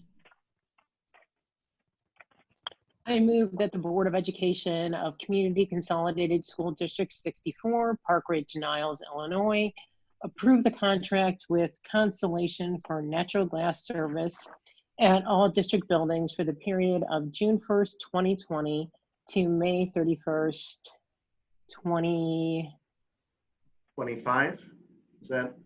If you're doing 2025, I left it blank. Well, your recommendation is that.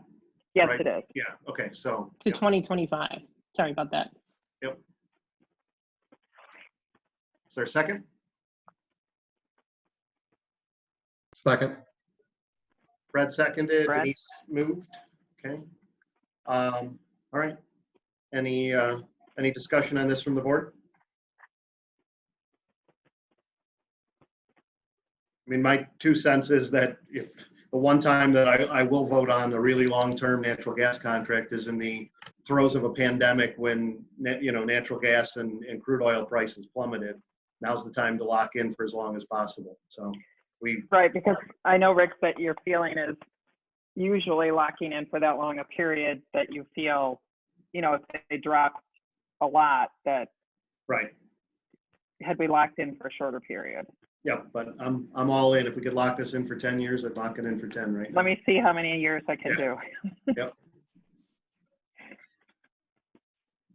Anybody else?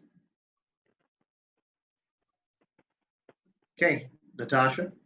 No public comments. Okay, Sanchez, Yes. Pearl, Yes. Biaggi, Yes. Soto, Yes. Little, Yes. Riles, Larry Riles. Yes. Okay. This dog said Ellis, yes.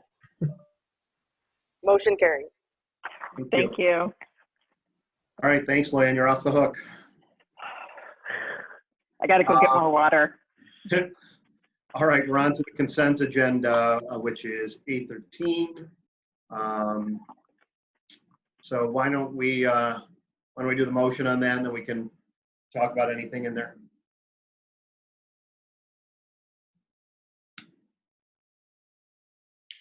I move that the Board of Education of Community Consolidated School District 64, Park Ridge-Niles, Illinois, approve the consent agenda for March 30th, 2020, which includes bills, payrolls, and benefits. Approval of financial update for the period ending February 29th, 2020. Approval of Student Parent Handbook 2020-21, and the destruction of audio closed recordings. Second. Rebecca had the second. Tom made the motion. Any discussion from the board on anything in the consent agenda?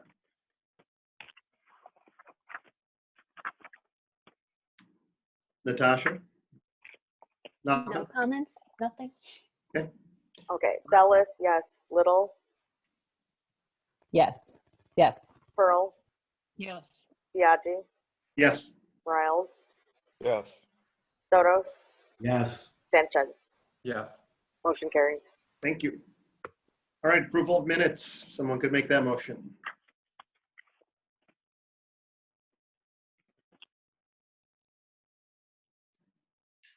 I move that the Board of Education of Community Consolidated School District 64, Park Ridge-Niles, Illinois, approve the minutes from the closed session on February 18th, 2020, and the regular meeting on February 18th, 2020. Is there a Second. Rebecca's got the second. Denise had the motion. Is there anyone that needs to abstain that was not present at that? Let's see. Looking back at absences. Everybody was there, right? Yep. Okay. All right. No questions from anyone? No changes to those minutes as presented? I see Natasha shaking her head, so that means nothing from the public. All right. Okay. Little, Yes. Bellis, yes. Riles, Yes. Biagi, Yes. Pearl, Yes. Sanchez, Yes. Sotos. Yes. Motion carries. Okay. Thank you. All right. Dr. Olson. Yes, so just two last items. The first is we have the agenda for the April meeting here. Obviously, we'll wait and see. We don't know at the April meeting if that'll be a virtual meeting or where we'll be at that point. But obviously that will probably be changing as we learn more information. And then the other piece is that we have our Board of Education meetings for next year. So barring any other discussion from the board, we'll move forward with those. And that's it.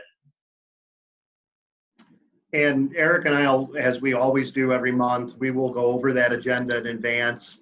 Again, I think the game plan will be to, try and pare it down as much as possible. Obviously, we won't be doing, if we're on virtual, again, we won't be doing student presentations or any of the other stuff we might otherwise be doing in public, or I should say in person. So we'll work on that. But if there is anything specific, especially as things change day to day, that any of the board members want to see on that agenda, just send those to myself or Eric or both. And then we'll make sure to get that on there for the next agenda. Then I just had a comment on our policy committee meeting. Normally we don't do these video, or we don't normally have them videotaped, but probably for our next one we might have to. So I guess we'll, I'll loop in Mary Jane and Eric about, how we set that up and then how we pick a date. But, everyone will be noticed. It's a public meeting, so. Yeah. So you'll do it by Zoom then, probably. Right. Theoretically, yeah. Okay, good. Cool. All right, any new business from anyone? I have a question about the notices we've been sending out about the people in our school community who have been infected. Now that we're 2 weeks out from school being out, so the danger presumably of people being infected at school is gone. Is that something you want to continue to do? And secondly, does that rely on self-reporting, or do you have some other way to get the info? Sure. So it has 100% relied on self-reporting. And I have not had any cases reported to me since the last notice I sent out. But yes, you are correct. As we've reached the 14-day point, it doesn't really seem like there is much sense to continuing to send those at this point.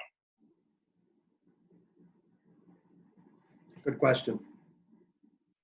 All right, any other new business? Brett? Just a question for you, Dr. Olson. Have we asked our school nurses to inventory what masks and gloves we might be able to donate to Lutheran General Hospital if school is canceled? Yes, and we've already done so. Great, thank you. Yeah. And we've done that, if I'm not, I know I asked you this question because I got a question from the city about even the wipes and stuff that kids bring in, right? That was also inventoried as well too, and Correct. Yeah. Yeah. Most of those went early on in the process, but yes, what we had left, we donated as well. Yep. Which presents an interesting question if we do end up going back to school. Yes. What we're going to do, but that's a whole other thing to worry about at another time. So we had taken that off the supply list, I think, at all buildings, Eric, for 1920. Right. So we didn't have a huge stockpile. Yeah. Okay. Again, any other new business from anyone? I just have a housekeeping question for Natasha. Items A5 and A6, I just want to double check that we have who, made the motions in the seconds, right? Because now I'm second guessing myself about that personnel report.